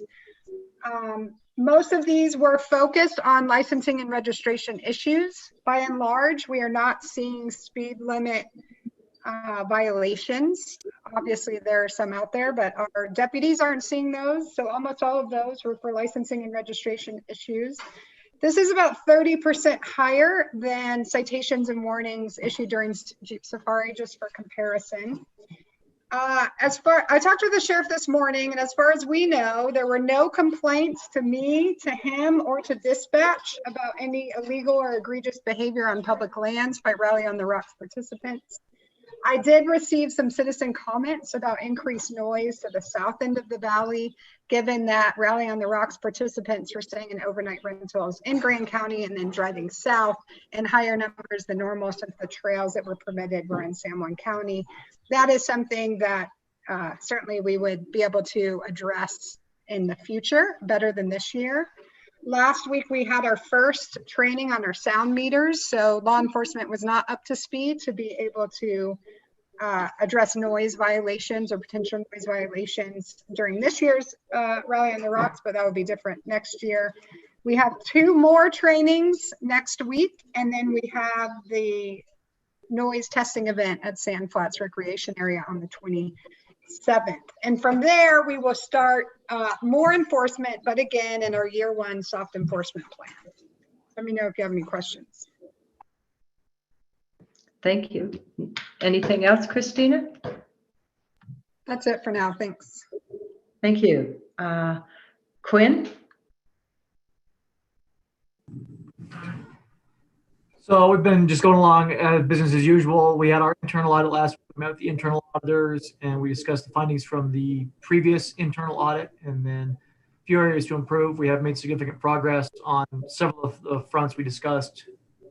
When was that, in September, October? The last time the internal auditors were here.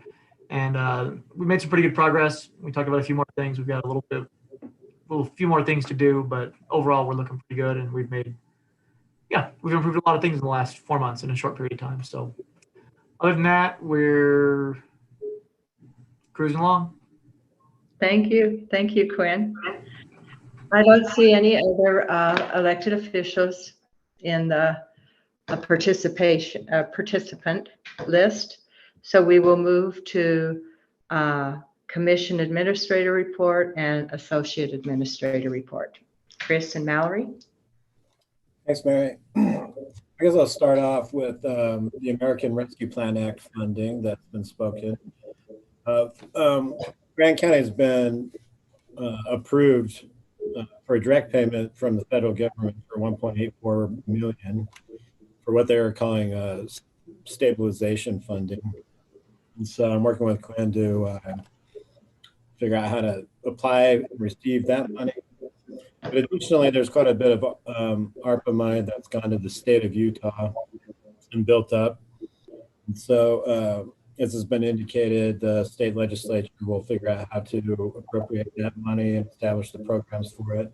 It's not really clear right now how they're going to set the programs up. I'll just go over real quick some of the main categories that they've established for this funding.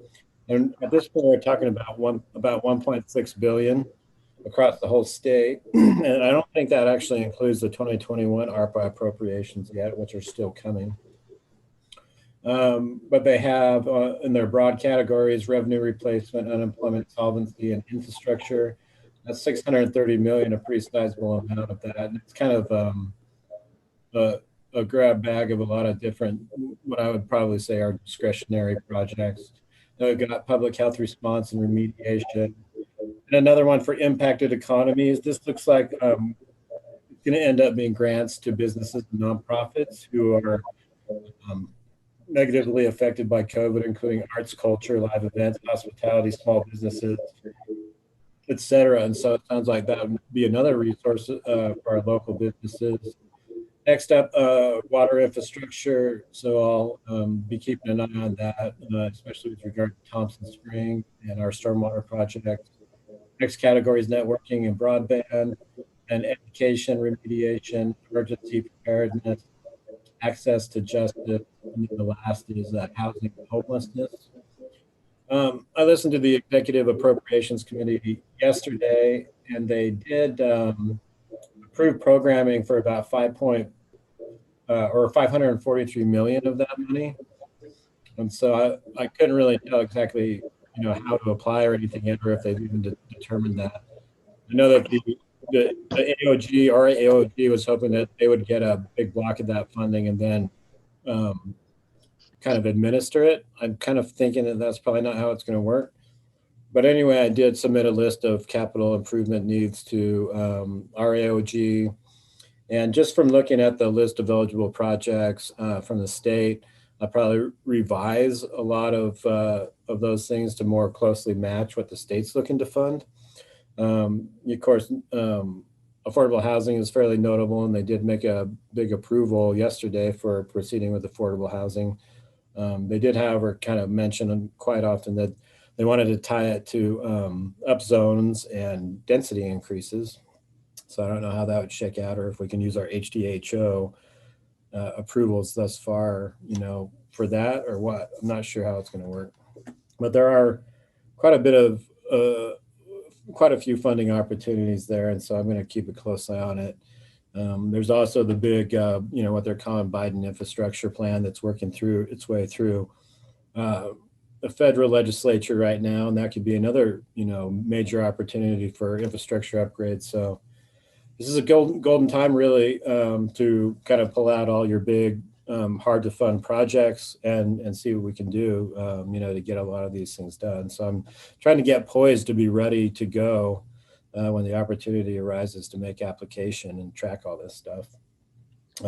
Chris, is there any way that you could share that capital improvements list just so we can, as a council, get a sense of what's on the docket and maybe? So I'll send you what I sent to the AOG, which was kind of just a real quick list of priorities. But like I say, I don't think that once I found out more about what the state was wanting to fund, I'm not so sure that that list is the greatest list to send, but I'll send that, and I'll send the information I have from the state so that we can see. And there's more programs also that than what I was thinking. And so I think that, there's other projects that we could add to water development out of the Old Spanish Trail Arena, so that we don't have to use any culinary water for that, for the grass out there, et cetera. Variety of different projects I'll probably add to the list before I send it out, just to make it clear, what we have on the queue, and especially in relation to what the state's looking to fund. Anyway, besides that, also, like Trish says, working a lot on Thompson Springs Special Service Water District. I think they're going to want to switch from an elected board to an appointed board, just because elections are just too much trouble. And then working with their engineer on trying to get some updated water studies. There are a few land use applications that are coming to the Planning Commission and to the County Commission relatively soon. And there's some tough questions about water availability out there. So I guess we'll cross that bridge when we get to it, but it's coming up pretty soon, and I don't think we're going to be able to have a water study done. So we'll have to make some decisions about how how we're going to proceed with the land use applications. They're not incorporated, and so they have to come to the county for land use approval. And there are some big questions about water. So working on all that, and also just a lot of stuff that's also on this agenda. So I won't go over that. Putting out a lot of little fires lately. Anyway, if there's no questions further, I'll turn it over to Mallory. Okay, Mallory. Yeah, thanks, Chris. I don't have a ton. I think I've spoken a lot already today, but some things to note really quickly. John, our new planning and zoning director, is starting next week. So Chris and I will definitely be putting a lot of time aside to help get him settled and to help bring him up to speed on things and just be there as support while he makes that transition.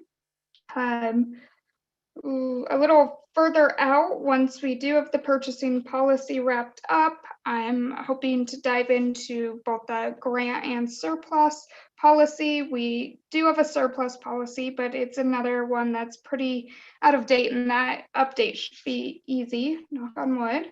And then in our last meeting, we discussed having a special meeting with the potential of that being a special joint meeting when the Division of Water Rights folks are in town. That was May 27th we discussed. However, following up with Mark Stilson, he felt that it would be best to wait on that and that this would be more of an informal meeting. So on the 27th, they will have a meeting with Grand Water and Sewer. I think a representative from the city as well as San Juan County will be there. I know Sarah plans to attend that, and Kevin, you might, but have some other things going on. So perhaps if you can't, Kevin, and somebody else wants to, we can send out an email. But we will not have a special meeting on the 27th. Another quick thing, we are having a vaccination event at the county facilities. I honestly cannot think of the date right now, so I will give you all that date when I get to the calendar items. But the health department also inquired about events where they could have a mobile vaccination, a little trailer set up, if you will. And honestly, looking at our future events, I don't know that the county has a lot that are heavily attended by community members versus folks coming from outside of the community. But if you have any ideas for that, please let me know and I'll pass them along. And I think that's all that I have right now. Thank you. Thank you, Mallory. We are now to, we don't have any department reports. We don't have any agency reports, but we do have a presentation. Presentation and discussion regarding proposed Moab Regional Transit Service alternatives. We have Carly Castle, Monique Aldridge, and Jason Miller, and Fair Piers. Take it away.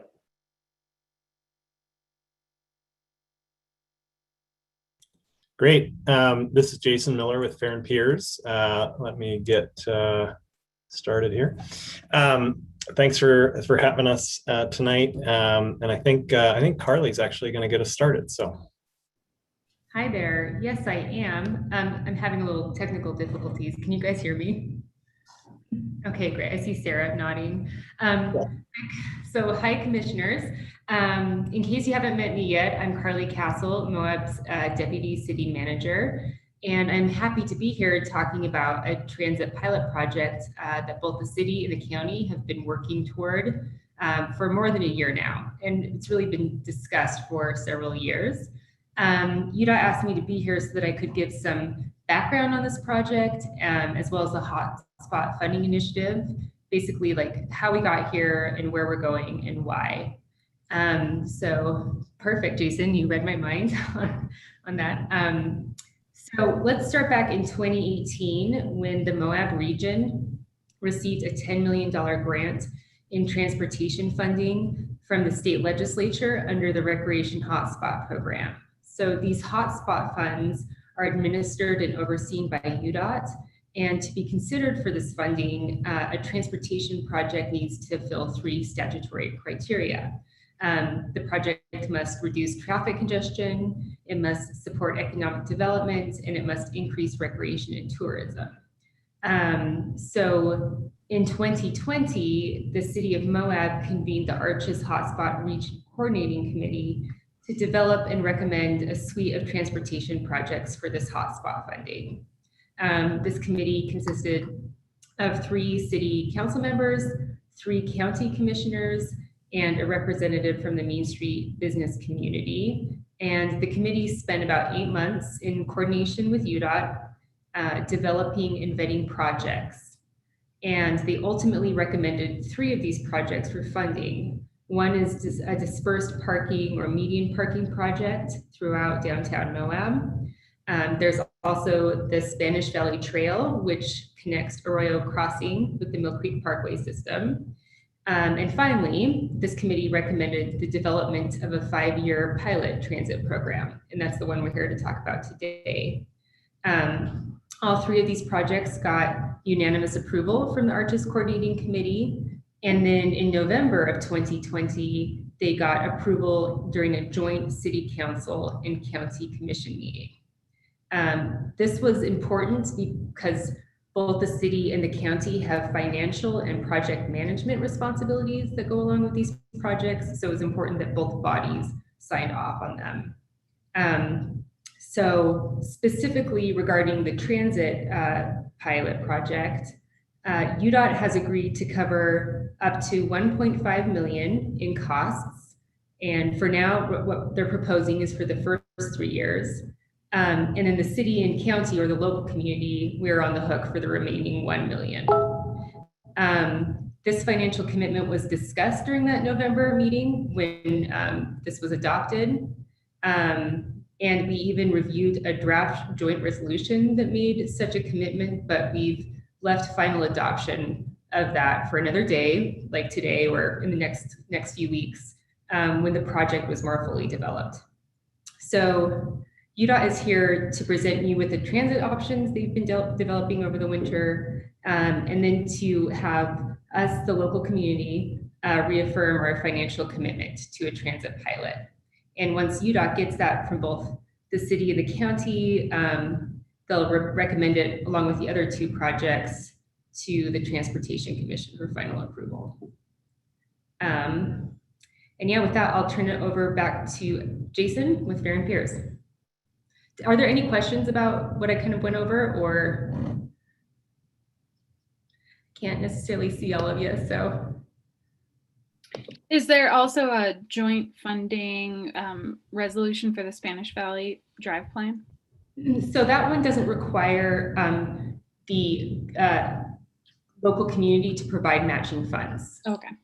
So that one can get free and clear, as well as like the dispersed parking too. This one, UDOT was interested in having skin in the game from the local community because of course we will be operating this transit system after the 5-year pilot project. So it's really developed in partnership with UDOT and then owned by the local community after the project is complete with the hotspot funds.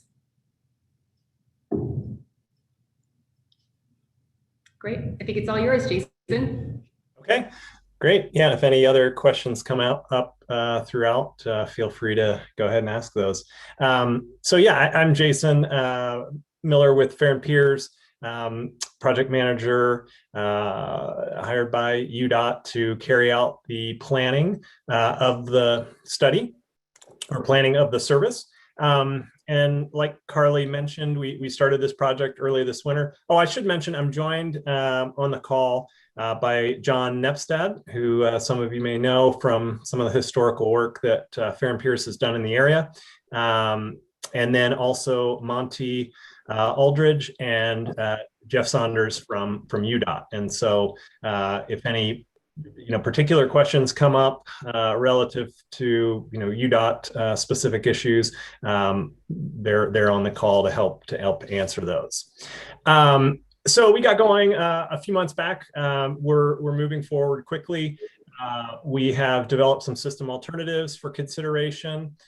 We'll go through those tonight. We're moving towards a commission meeting, a UDOT commission meeting in mid-June for the kind of the high level service plan, what the service is going to look like, and those commitments that Carly mentioned on the local level to help support some of the financial operations, which we'll get into a little bit during this as well. So, and I know you all have this in your packet, I believe. Is that correct? I just want to confirm that. So, okay. So I'll probably move a little quicker than through some of this earlier material and focus a little bit more on the options.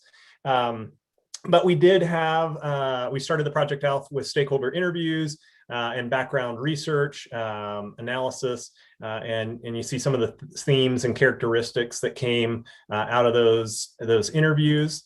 And then some of the trip patterns and target markets that we identified, that are pretty straightforward, easily identified, at least, along the 191 corridor.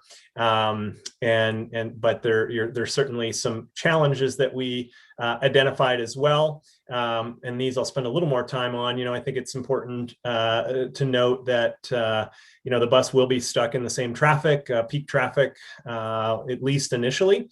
Certainly other resort communities have used tools like queue jumps at certain stoplights or even certain segments of roadway where a bus can operate on the shoulder. And Park City's probably an example that some of you may be aware of, as well as Aspen area. So there's some tools that might be deployed long-term to help that issue. The budget is relatively limited. The having enough budget to run a decent level of service has been a challenge, as kind of we've run some of the preliminary numbers here. And we know that everyone's going to have access to a vehicle by and large. There's probably some exceptions to that on the local level, but without public transit in place, and given that most visitors are not flying in, at least on a kind of a percentage basis, that we've got to get people to leave their car either at their home or at their place of lodging. And then 191 is challenging north of town. The speed and the lack of pedestrian crossings make it very challenging. So that's something that we've kind of kept in mind as we've developed this. The Americans with Disability Act comes into play here. Fixed route service requires equivalent paratransit, which is a service that can be requested essentially door to door for those that can't access the fixed route system. So, and then we have built options around a contractor, and we'll talk more about that as we get into it. Our options, as we ran some preliminary numbers, we landed on a March through October season, which isn't necessarily where we want to be long term, but the goal was to get to 7 days a week service during that March through October season. Certainly long term, getting to a base level of year-round service would be a nice goal that you might supplement with year-round service, or sorry, with peak season service.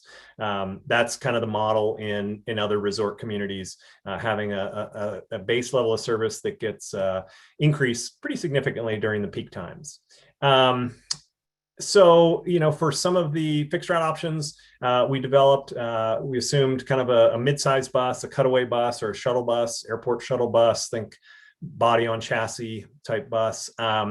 And then for some of the other options, we looked at, smaller vehicles, passenger vans, maybe even possibly battery electric cars. The small vehicle market is not very mature in terms of battery electric options right now. So putting battery electric for some of the vans and the buses is very difficult right now. But turnkey operations is what we're assuming, and that that Moab, would take the lead on oversight and administration, but with significant community partnerships, including with all of you at Grand County. So we also assume fare free for the riders.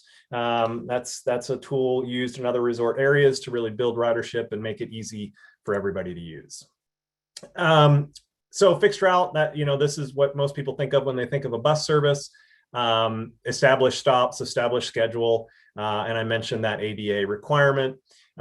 Deviated fixed route is a version of that where the bus can deviate. The ADA requirement is 3/4 of a mile coverage on either side of your fixed route. A deviated fixed route allows the bus to serve that zone for those ADA trips. So it's kind of a little bit of a hybrid there.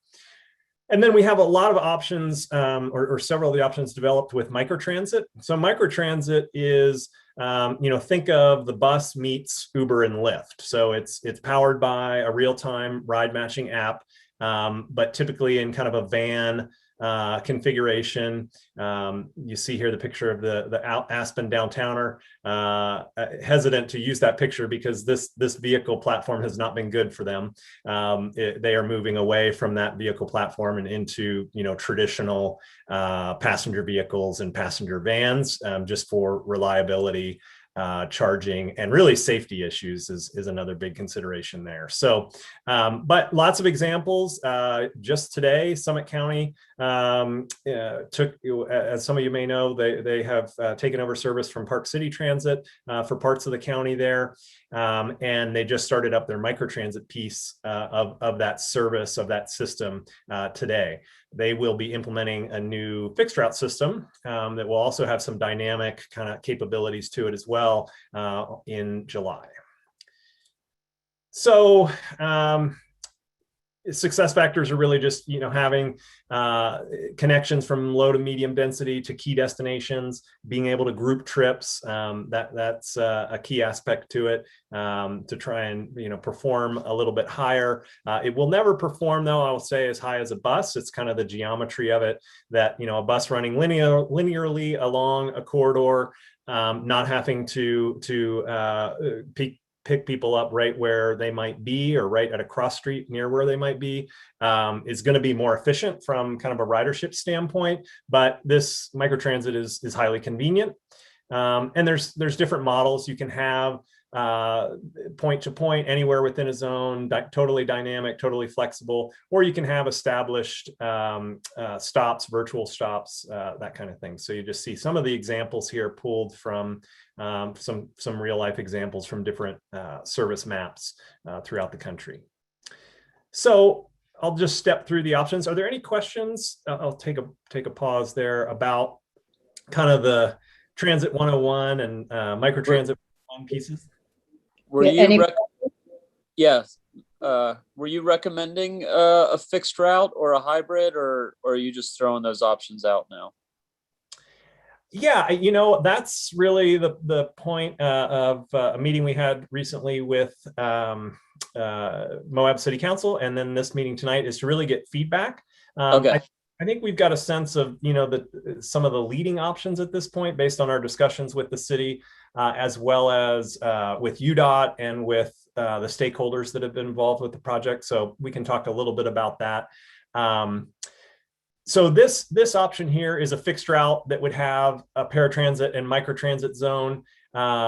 So the microtransit zone would be open to the general public. The paratransit zone would be open only to those who qualify under the ADA. And you could play with, how much area each of those zones share. But the short of it is you would have one smaller vehicle operating in those dynamically in that orange and purple zone. And then you would have one bus dedicated to the fixed route, running what is kind of our longest route that we propose here. It has kind of a one-way run time of about 18 to 24 minutes, which means that, and that's one way. So that means that one bus only gets you 60-minute frequency.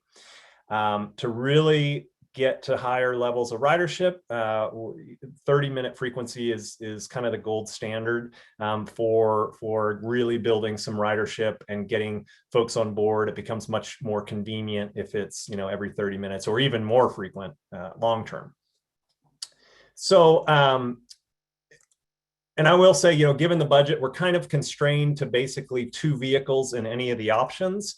And depending on whether we're running smaller vehicles with a microtransit model or the bigger vehicles on the fixed route model, the amount of hours of service that we can provide in a given day varies significantly. And we've got a little table on that you probably saw. But this would be 2 vehicles running on a shorter fixed route that doesn't go all the way down to the south end of Mill Creek, but would turn around at the Wingate Hotel and would have a deviated zone, like I mentioned, where if there were a request off route, those vehicles could serve that. That deviated zone would be for both ADA trips and general public who, maybe don't want to use the fixed route. So it becomes a little bit harder to operate, a little more operationally challenging, and a little bit less convenient for passengers if you're on board and the vehicle has to deviate. That just adds time to what is already a pretty short and quick trip.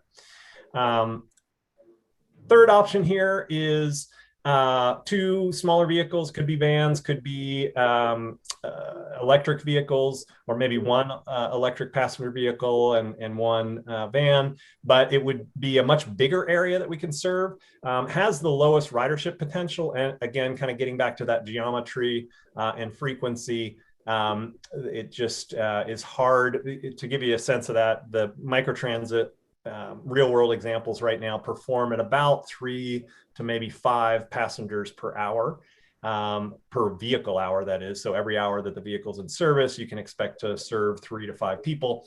A fixed route, even in smaller communities, smaller, tourism, economy-based communities can expect 10 to 15 passengers per hour. So has lower ridership potential, which is a consideration.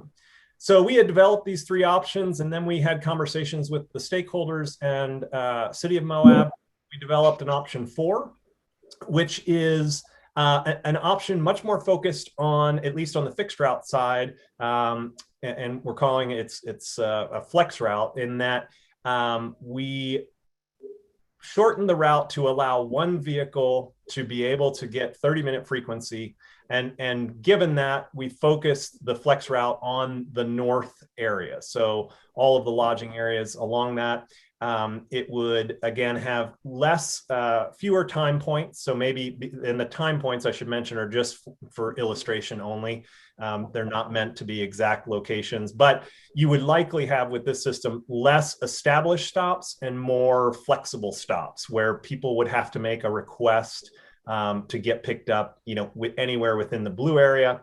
And then the orange area would be fully dynamic with any 2 points being able to be connected in real time through the app with 1 smaller vehicle. It could be that both of these zones operate with a van just for more flexibility. And those would be kind of, think of like a Ford Transit or a Sprinter van, something that would have about 10 to 12 passenger capacity. All the vehicles, would need to be accessible. And that's a consideration when we get into kind of the contractor piece of things. But the main point of this is just to give you a sense of what the resulting hours of operation per day could be. And this is hours of operation per the clock. So, 11 hours would be 8 a.m. to 7 p.m., just as an example. So you would have 22 hours, like under option 1, of vehicle service hours, because there's 2 vehicles out there. So that's just to give you a sense. But you can see that option 3 or 4, using the 2 smaller vans, using the flex route and more on-demand option, gives you the most hours of service per day, which is good, because we've definitely heard from stakeholders in the city the need to serve later in the evening as well as earlier in the morning. Real quick with that, would say option 10 with 2 buses, or option 2 with 2 buses only leaves 10 hours, but could they just be staggered so you're getting early morning and late at night, and then you get the same span of time of operation? You could, you just wouldn't get the frequency. Okay. So you would have to have you would have to be okay with certain times of the day being 60-minute frequency, because option 2 is built around 30-minute frequency. And those 2 buses are, one's on the top end of the route and one's on the bottom end of the route every 30 minutes, and they're just going back and forth. So if you just go down to 1 vehicle, it means that you only get 60-minute headways, is what we call that. So so that's kind of, yeah, you could certainly do that. You could decide that, you know, maybe in the mornings, maybe in the evenings, we run 2 buses to get to 30-minute. Midday, maybe it's just 60-minute. Maybe late evening is 60-minute. Certainly other systems do that. So you can play with that. So that's an option.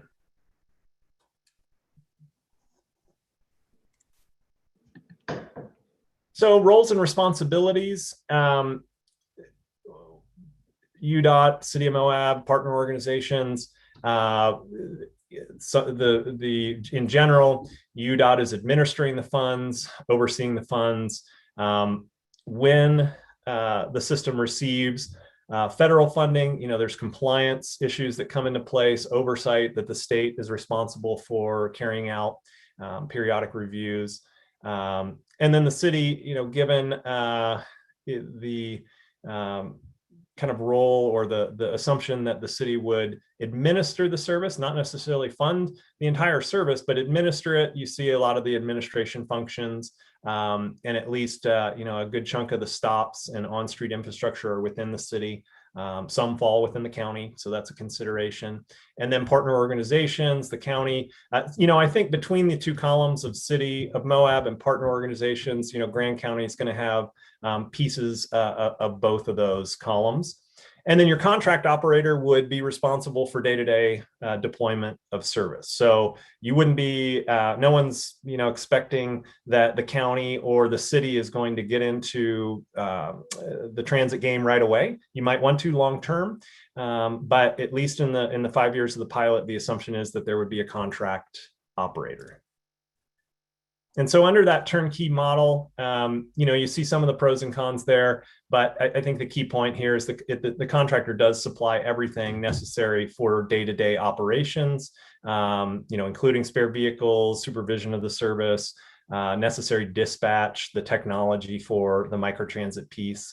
So it really comes down to just kind of the oversight and administration that is necessary. And then this is just kind of a simple evaluation of each of the options, and the, you know, that option 4 was developed with just kind of a hybrid of 2 and 3 in mind, and trying to hit on more of these points, trying to get to 30-minute frequency, and trying to maximize, you know, what is a relatively small budget. Hours of service add up, you know, in a hurry. So it's the cost per hour for turnkey operations for smaller vehicles is right around the $75 an hour mark. Larger vehicles can be in the $100 to $130 an hour range. And so this is one scenario we developed. This is kind of the original thinking, where the UDOT funding is funding the turnkey operations for the first 3 years, and then that funding falls off a cliff, and you've got to pick up significantly on the local side. And then you just see some of the other costs that aren't captured within the turnkey operator. You know, we assumed a half-time employee for the 8 months of operations of the service. You know, could be combined with other functions, and probably is not every week a 20-hour a week. It's going to be kind of lumpy in terms of what that position looks like over the course of the year. And then marketing and promotion is going to be very important. Vehicle branding, using a contract operator and putting vehicles in service and pulling them back every year. It works well for some contract operators that operate in some of the mountain resort communities, ski resort communities, because they have equipment that's available, but you'd have to rebrand it every year. So that's just kind of an extra cost, because you're not running year-round service. And that contractor is going to probably have different vehicles each year that they might deploy for the operations of the Moab service. And then bus stops, you know, that again could be higher or lower depending on how much in-kind there might be from locals. So this scenario, one thing I should mention on both of these scenarios is that we've assumed FTA, which is Federal Transit Administration, we've assumed that the FTA funding would come online. That, you know, it's available for all rural transit operators in the state of Utah. And it's a little bit unknown at this point about, you know, how much money might be available from the FTA rural program. But it's fairly clear that there will be long-term funding available from FTA. So we put in kind of one assumption where FTA funds would just jump up in scenario one, just jump up kind of as the UDOT fundings, the hotspot funds dropped off. But this scenario shows it kind of ramping up a little bit over time. It may be overly optimistic, especially for year two. It may take longer to get grant applications in place with the state. UDOT manages those FTA funds on behalf of the rural areas. But any of the rural transit agencies in the state right now have a good chunk of FTA funding. So it's just a matter of shuffling allocation, because it's a, by and large, until we get a new transportation bill at the federal level, it's a net sum zero game where, you know, there are going to be, when Moab comes online, other agencies are going to have to see their funding reduced. So that's just a different scenario that you could play with these scenarios lots of different ways, but that's just another thought there. Capital expenses, you know, there will be long-term capital expenses. If the city county wants to purchase vehicles directly, there's many examples where a municipality or county will purchase vehicles and then give those vehicles to a contractor to operate. Allows you to kind of control the brand a little bit better. And if you can get 80% grant funds for those vehicles and you can reduce your operating contract with a contractor, it just works out really nicely in some cases. So we are moving quickly. That's, you know, how can we quickly come up with an agreement or a commitment, and you know, what might follow up might be needed from this meeting, and you know, what resources could be identified to help manage and oversee this service. You know, the ADA paratransit, it's interesting in resort areas that the usage of that type of system is usually very low.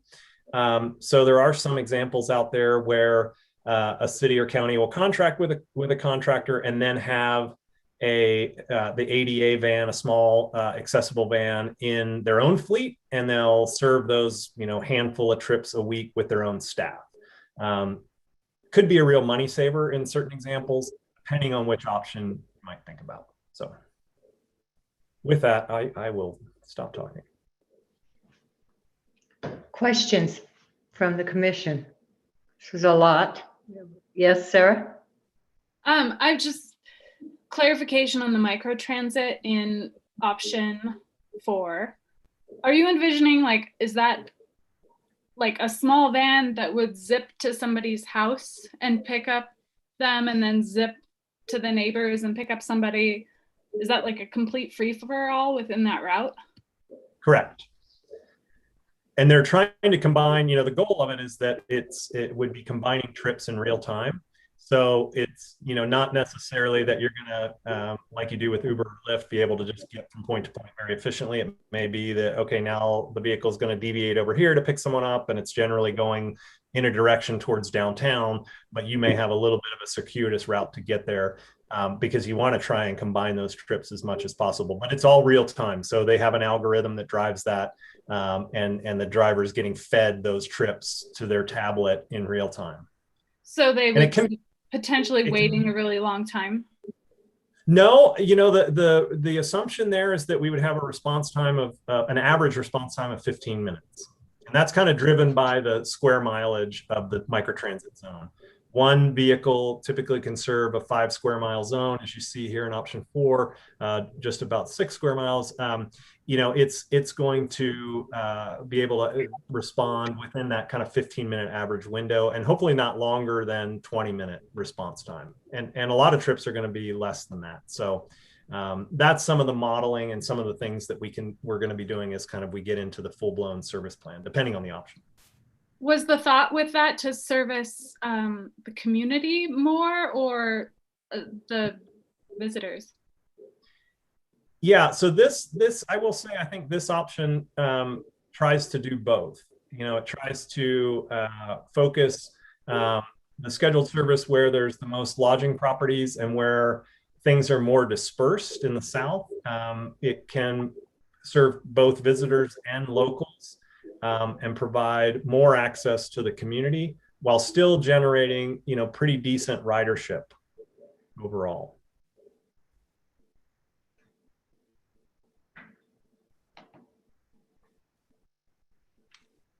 I have a question. Is it typical or possible that these vehicles would have bike racks? Yeah, it is. It is typical. Yep, you would see a 2 or 3 bike rack on the vehicles, and typically in public transit, it's first come, first serve. So if the bike rack's full, that would be a consideration. You might have some capacity issues with the bike racks, but that's a challenge in a lot of resort communities. And do these options, can you speak a little more about terminus locations and stops that were planned? Yeah, in this option in particular, this option 4, or just kind of some of the variations between the options? Sure. Yeah, so this one is envisioned to have a north terminus at the hotels north of the river, a south terminus of downtown, and then some interim stops that are time points that someone can just show up and get on the bus there, but then they could request trips in real time. So they could be, a likely stop in looking at the service areas, kind of Archway / Holiday Inn Express. And then, another one is where you have the new pedestrian signal going in on the north side of town there, where you've got, some more hotels and that area. But it could be flexible. I guess I was more just thinking like the space, and if that was something that the community would need to come up with turnarounds, or, would the bus need to park for 5 minutes if it was ahead of schedule and that kind of stuff. Right. Yeah, I think, that's definitely an issue with this kind of service. Once it hits its time points, it would have recovery time. The bus could sit at a stop downtown. That may not be ideal. So it might also just need to turn around and recover, or, get back on. Usually there's 5 minutes of recovery kind of on a route like this. So that could happen anywhere. But on the north end, it's a little easier to define. There's space up there. There's almost kind of a natural bus stop right there. There's a bench and a little turnaround at the hotels. But is this plan adaptable when Arches comes up with some sort of shuttle service to be able to make the two work together? Yeah, that's a great question. I think it's, there's some timing issues that would have to be worked out. So you would have to refine the service plan a little bit, which is going to happen naturally over time as you run the service and you kind of figure out where the demand is. You make adjustments along the way, but having that visitor center just another mile or less up the road from the envisioned north terminus is, that it's just expanding that or extending that. But Arches would have to have a good system in place so that people could connect to that. It wasn't envisioned, or we're not operating under the assumption that this system would go into Arches at all. Even long term, it would be a separate system that serves Arches, and that kind of comes down to a lot of different like funding issues, and so. Do any of the options you studied employ the microtransit idea, but with more limited routes, like only 191 or something? It's the idea would be you could, sacrifice some geographic coverage and give it a better response time.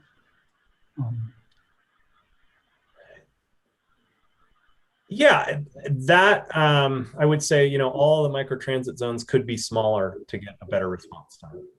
Yep, in any of the options. So any of the zones that you see, the shaded areas, although this one, this is basically or approximately 3/4 of a mile all around this route. So that's that ADA area. So that's kind of fixed. Same with this option here. And this, the difference between 1 and 2 is that 1 separates the fixed route from any of the demand response / paratransit areas. So if you have a fixed route, this is kind of depending, and it looks like this is your zone, because it's 3/4 of a mile is the federal requirement for paratransit. So this option just says, if you're going to run paratransit, you might as well open it up to the public and add the technology layer, because it's really not that expensive to do that. And then you're able to give more mobility options to everybody that way. I guess my thought, and maybe this is wrong, but there would be relatively few people using the paratransit. And so you could have something that's willing to go 3/4 of a mile off of 191, for paratransit purposes, but not for the general public. And then they might end up doing it very rarely, and that would make the service more quick. Yeah, I mean, with this one, the ideal scenario with this option 1 would be that you would have 2 vehicles on the blue fixed route, but it's somewhat cost prohibitive, at least under the assumptions we're operating now. But if you could have 3 vehicles in operation, 2 buses on the fixed route and 1 on the paratransit and/or microtransit, that would be the ideal. So I think I would say, our options are somewhat driven by a limited budget and trying to maximize that limited budget. And the other consideration on like the paratransit side is the contractor, is that, if you do go with a contractor for the paratransit, you're going to have the cost of that driver and that vehicle, regardless of whether there are any trips. So, and at a lot of times, if other resort communities are kind of an example, you're not going to have that much usage on the ADA qualifying trips. So the thinking there is that, why not maximize that and make that into general public microtransit? It would do dual duty and kind of maximize funding.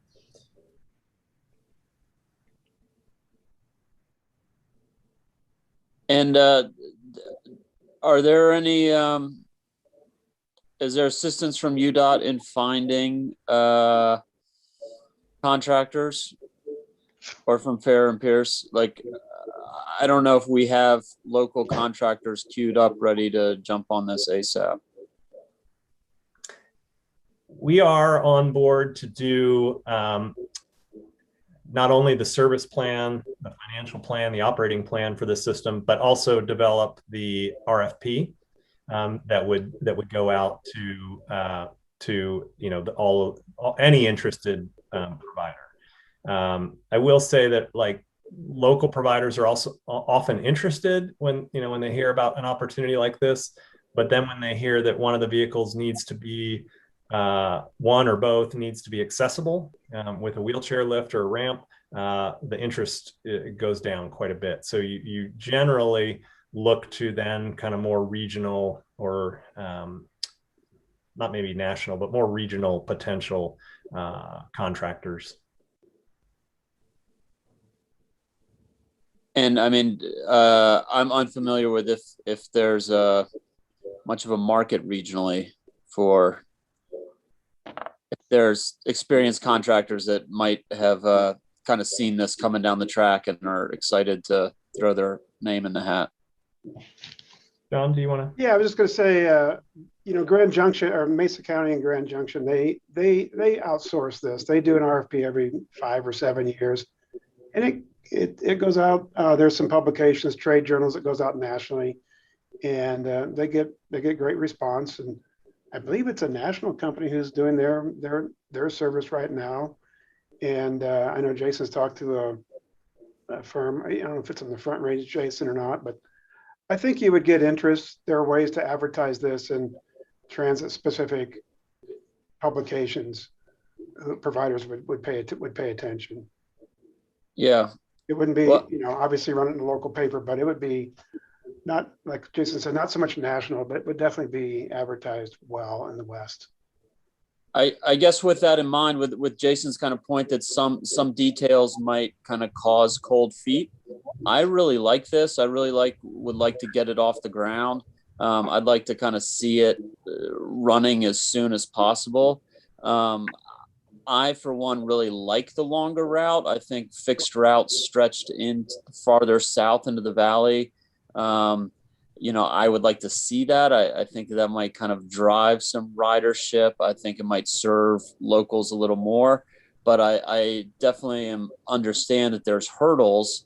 And so, with this idea of like, let's just get something in place and something running sooner, on the back end, does one of these options kind of seem more appealing to a contractor, or to have kind of like less hurdles with, parking the buses or turnarounds for that recovery or anything like that?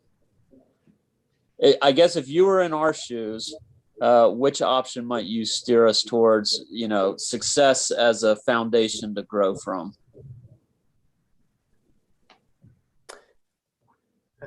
I don't know if Jeff or Monty or John, you want to? I have some thoughts, but I've been talking. I'm biased towards coverage, getting some coverage going. So east-west coverage, and like you said, going as far south as possible. But the growth isn't quite there to the south yet. I know it's going to be happening. We know it's going to happen. So I'm personally a fan of getting good east-west coverage with the microtransit, and then have a core spine. I'll call it a core spine on 191, and then have the microtransit feed the spine, so to speak. That's just my opinion, since you're asked. Yeah, thanks for that. Yeah, I think the ideal system would be if you could get to a point where you could run two vehicles, two buses on this route in option one that we see here. And then have one vehicle doing, the microtransit coverage that John talked about. That's, I think that's when we present our final plan. I think we're gonna talk about long-term vision and phased implementation and things like that. And it's having been on the agency side. So I ran the system in Sun Valley, Idaho for 12 years.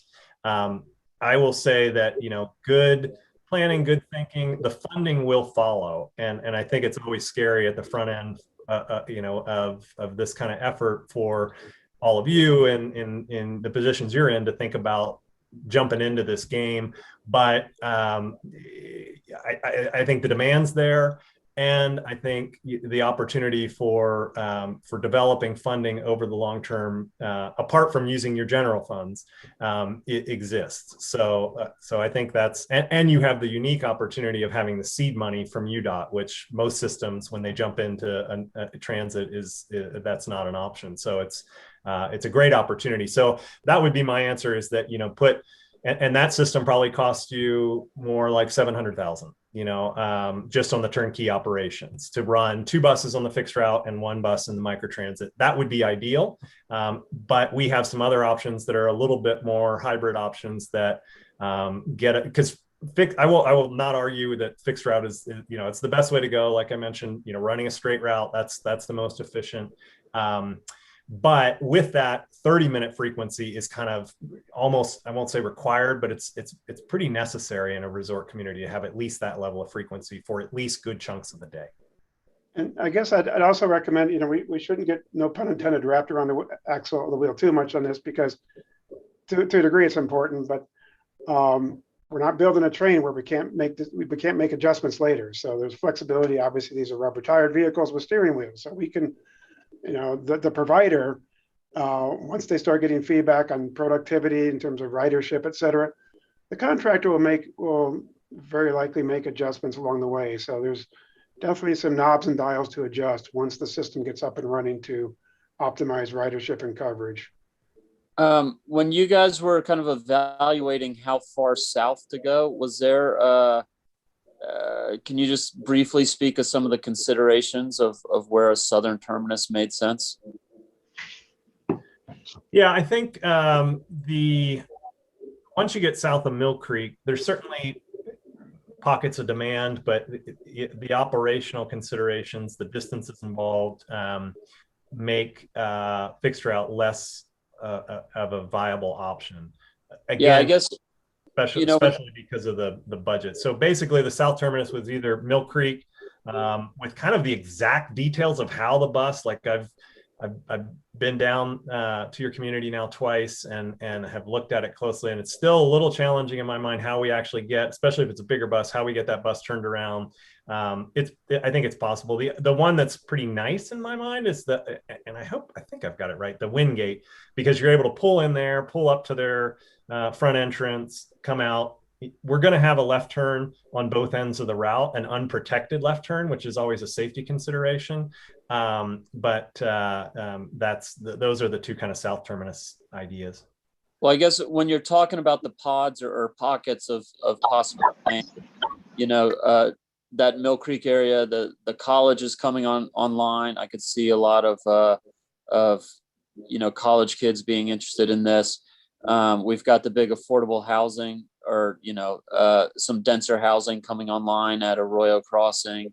There's the Rim Village area, which has a lot of overnight accommodations that tend to kind of have space for trailers and kind of be popular with the UTV folks who often drive those vehicles downtown.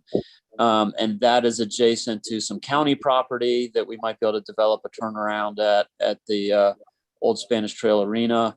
And so, I mean, to John's point, like, I appreciate that it is just, rubber and steering wheels, and we can kind of evolve this thing as it goes. But I think that there's, some expected growth to the south. And so I was just curious of how that kind of southern route was evaluated. But to the original point, I do like to just kind of like get something up and running sooner in a way that, has the frequency and the service that would be utilized to support growth in this. And this option we kind of developed with a little bit of that thinking, in that the microtransit, the orange zone here, gives you coverage of the area you're talking about, Evan.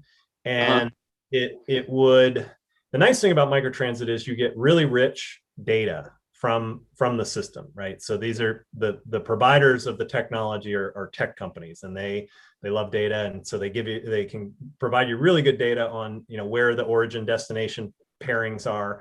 And it could develop into a fixed route over time, but starting it as a microtransit gives you a little more flexibility, because another kind of long-term phasing for the system could be two separate routes, which gives you the advantage of disconnection for peak traffic, where one route could operate independently of that. They meet up in downtown. It gives you a lot of flexibility. So that could be a kind of a long-term vision.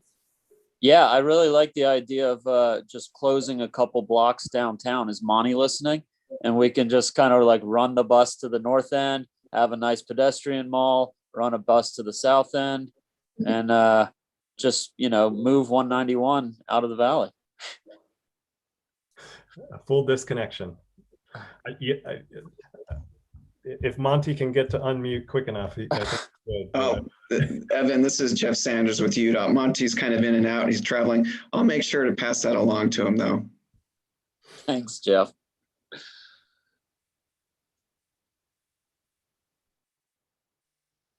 And maybe I can just add something, Jason. I would say, Evan, that I think we all recognize that there is need for transit, through Spanish Valley. It's just that we're dealing with a budget that's pretty much set at $500,000 per year. And so the options that Jason has gone through are trying to maximize, ridership and usefulness for the area. Yeah. I guess, with me kind of being new to all this, I guess the idea of like a van going to someone's house or nightly rental and scooping them up and driving them downtown, it's just kind of like adding more individual units. I don't know how many of those would kind of be capable. I guess a 12 or 15 might get two families in one shuttle. but the idea of like addressing congestion, it might just kind of be that the micro transit vehicle is now causing congestion and sitting in traffic. But I'm not a pro at this, so.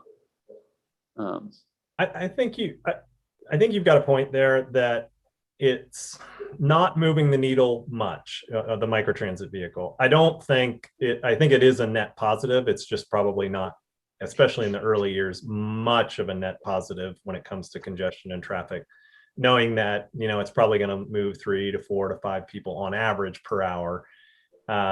So yeah, I think that's a consideration.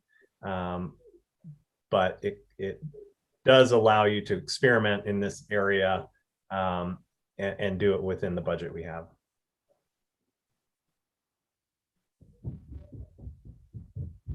And just, if that terminus was at Wingate or USU or Old Spanish Trail Arena, the micro transit would just kind of transport to the terminus and then they would jump on the bus then? Yeah, depending on the option, probably in this option here, this option 4, you would, most users would only interface, if they were in the South, they would only interface with the microtransit service and likely not transfer. Gotcha. But certainly in other options, yes, that could be the case. I almost wonder if the microtransit makes more sense on the north end, but okay, no, okay. What's the kind of timeline that you're looking for feedback on the different options? Is that just all tonight, or are we going to mull this over and have an action item? I might pop in. I think. Yeah, go for it, Carl. Sorry, Chair McGann, you can go too if you want to. Or do you want to hear what I have? There are a couple different things that we could do. I think UDOT is open to us sort of feeling good about whatever decision we make. Maybe the cleanest option is having a joint meeting where we pass, maybe settle on an option we want to recommend to UDOT, and then pass a joint resolution committing to the funding. We could also keep it separate, we each pass our own resolutions, and maybe UDOT hears, more input from each of our, the county or city council and county commission, and they sort of take all that and come up with their recommendation to the Transportation Commission. I think the city's up for either option. Do we have the time to kind of schedule a joint thing out in the future? I mean, this isn't like we need this next week or something, is it? I think we're shooting for a June Transportation Commission meeting, so it would be in the next couple weeks. Okay. It's more UDOT's call than mine, but that's my understanding of what Monty has in mind. Jason or Jeff, do you have a different understanding? I would say, Carly, that UDOT's interested in getting some sort of commitment from the city and the county, and we don't necessarily have to answer every single question before we get the commitment. So ideally, we'd have a commitment that we could then take to our Transportation Commission in June and say that even though maybe we haven't answered every question, there's a financial commitment from the locals to fund this. We're still maybe working on some of the details, but there's a commitment, and so we're asking for their approval to dedicate these hotspot funds to these projects. Great. So we should prioritize the resolution rather than the specific option we have in mind, you think? Yeah, that would be my feedback. I like the unified voice of the city and the county on a joint resolution to kind of weigh in with UDOT to show them the community's kind of on the same page.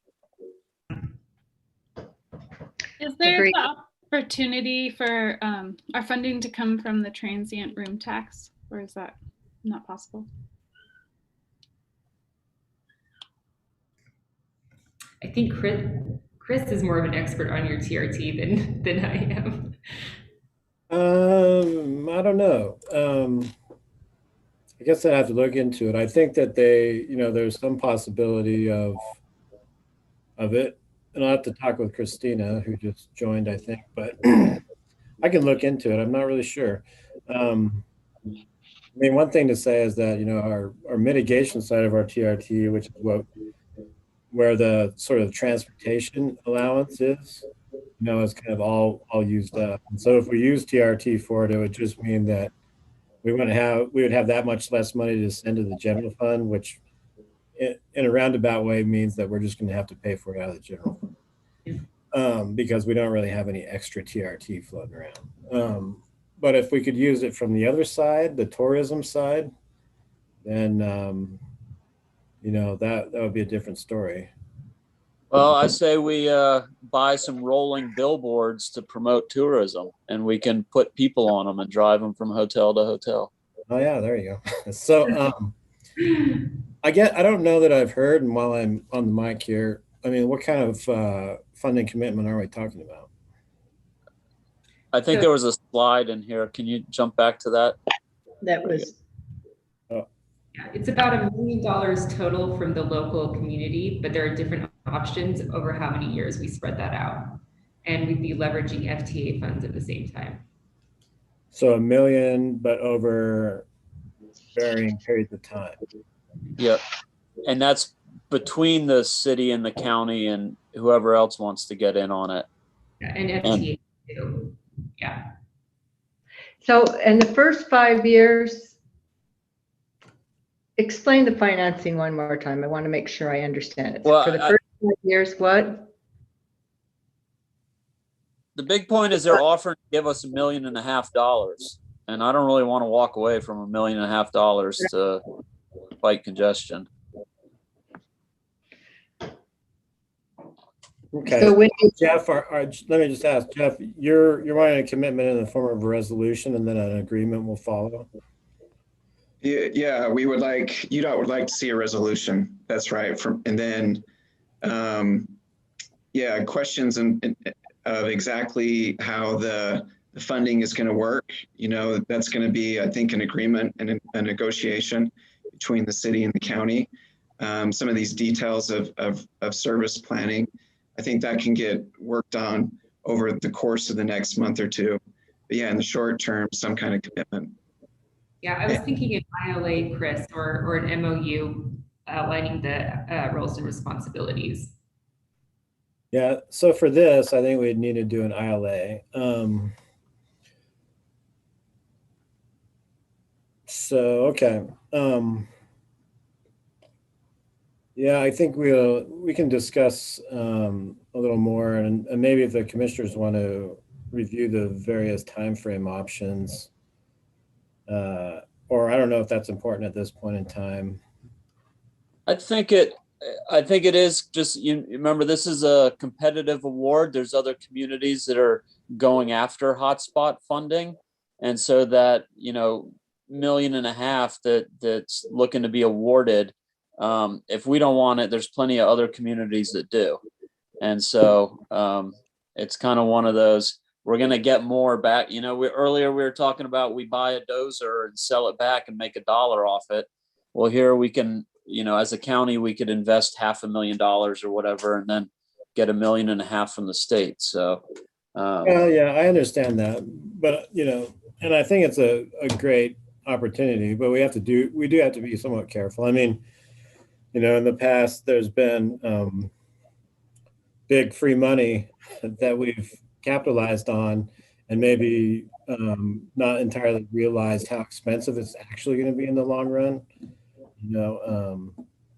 Yeah, like the Moab Recreation and Aquatic Center, for instance. I was around when we chased that money down, and it was a great opportunity, but now it's become really difficult to keep it alive and funded. And so my only caveat really is that we look at the longer term viability of these things financially, as opposed to just really make a quick decision based on a grant. But I think that this is a great program and can work. I just want to make sure that we're making a decision and passing a resolution in a way that is reflective of actually looking at the budget and trying to figure out how we can sustain the contribution, you know, because this is actually quite a lot of money. And I'm not sure what kind of proportion between the city and the county we're talking about. Yeah. You know, because most of the stops are probably going to be in the city. But of course, anything that relieves congestion is going to be a benefit to everyone in the county. Yeah. And I mean, I don't think we need to get into the numbers tonight a whole lot, because I think you're right. I think, you know, the 100,000 or 200,000 for a bus barn, I don't know where we're talking about getting that kind of property, but I think by having it as a contract operator, that is easier for us to kind of wipe our hands from it if it doesn't pan out in 5 years, and it's not quite the big capital investments that something like the arena or the aquatic center is. So so what did we use as a comparable for these contract prices that we're looking at? Is that something that you used, Jeff, or somebody from your experience in other communities? Yeah, Jason, do you want to answer that? You assumed a cost per hour based off of similar communities, is that correct? Correct.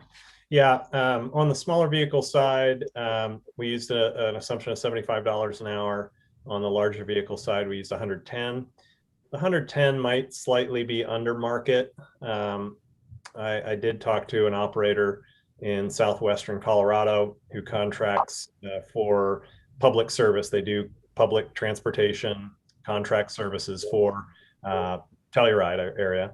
And they thought it was on the low side, but, you know, not out of the ballpark. So, you know, I think it's reasonable. And then on the microtransit or smaller vehicle side, we just put together a program in Denver and got actual quotes from the vendors in that space. And turnkey was in the neighborhood of $60 an hour. So I feel pretty comfortable with that. Okay. And then are you aware, Jason, of other communities, you know, establishing like special assessment areas or anything like that to help offset some of the expenses? Yeah, I am not as well versed in the particulars of Utah. I don't know, John or Jeff, if you want to speak to that, what the options would be for additional funding through taxation or other mechanisms. So, Madam Chair, before we go further, since it's getting late and this is item B on the agenda, I wonder whether maybe some subcommittee of Evan and Chris could hammer out a lot of, or discuss further these details outside the meeting and come back with the recommendations. I think that's a good idea because we don't have the time or the means to really knock out some details. Tonight's resolution is just saying we support the idea. I've read it over a couple of times. Well, no, let me just clarify, Mary. The resolution that's after this is for the regional transportation plan, which is different. So just to be clear, these are two different subjects. Some of the same players, though. And so I guess the big thing I'll say is we're not, it's just to make sure that we use a holistic budget approach to committing this money. So if we're going to pass a resolution saying that we're committing to providing funding, I just want to do it in a way that ensures that we've really truly identified that funding mechanism throughout whatever timeline we decide on. Because I don't like the idea of just arbitrarily committing a large amount of funding and then later trying to figure out how we're going to come up with it. It all needs to tie into the big picture and the bottom line. And so, and I think that that's really important. I just wouldn't want to, arbitrarily approve a resolution for a major financial contribution without being able to specify exactly how we're going to cover it. Yeah. Because we've gotten in trouble before. So I like the idea because we do have to move on. It is 6 o'clock. And So do we want to have a subcommittee? Do we have some people that are willing to work on this? Or to come up with ideas on, I think the only concern people are really having right now, my concern is the finances. I mean, it sounds great, but I'm a little nervous about the money and where it's going to come from. But is there somebody, or do we want to just do this through email after the meeting? Well, I can get together with Evan and UDOT staff and Jason maybe and Carly and get a little more details, and then I'll, look in our budget and try to figure out how I would propose that we cover it. Okay. Get back So, to the commission is there any other commissioner that would like to be part of that group that's looking at finances? I don't see Gabriel. Oh, I do see Gabriel. Okay. Okay, there. It looks like it's you, Evan. Great. So you'll work with Chris, and we'll come up with. Yep. I'll make sure he finds the money. Make sure it's there. Make sure it's there. Okay, thank you. Thank you for the presentation. Thank you. Okay, we will move it at 6 o'clock. Mallory, do we have anyone else for citizens to be heard? Is there anyone on?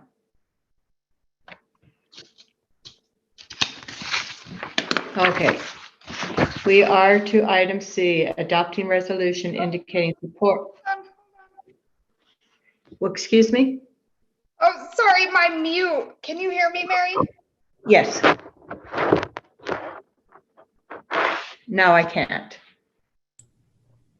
Sorry, it said I was still muted. There are some folks that have joined, so I would just give the opportunity to send a chat or press *6 to unmute if you're here for public comment. It's the 6 o'clock citizens to be heard.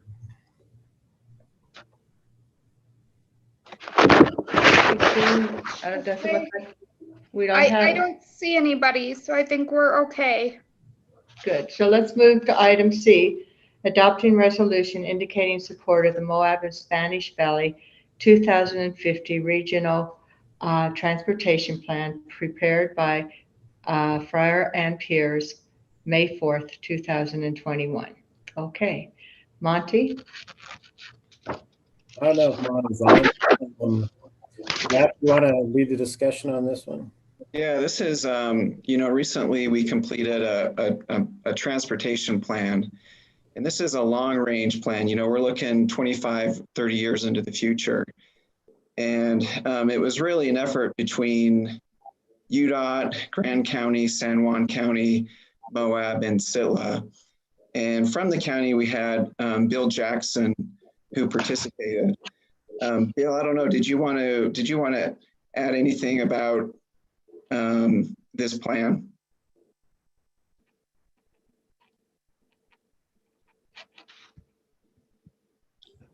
I saw Bill. Bill, did you want to? Can you hear me? Yes, I can.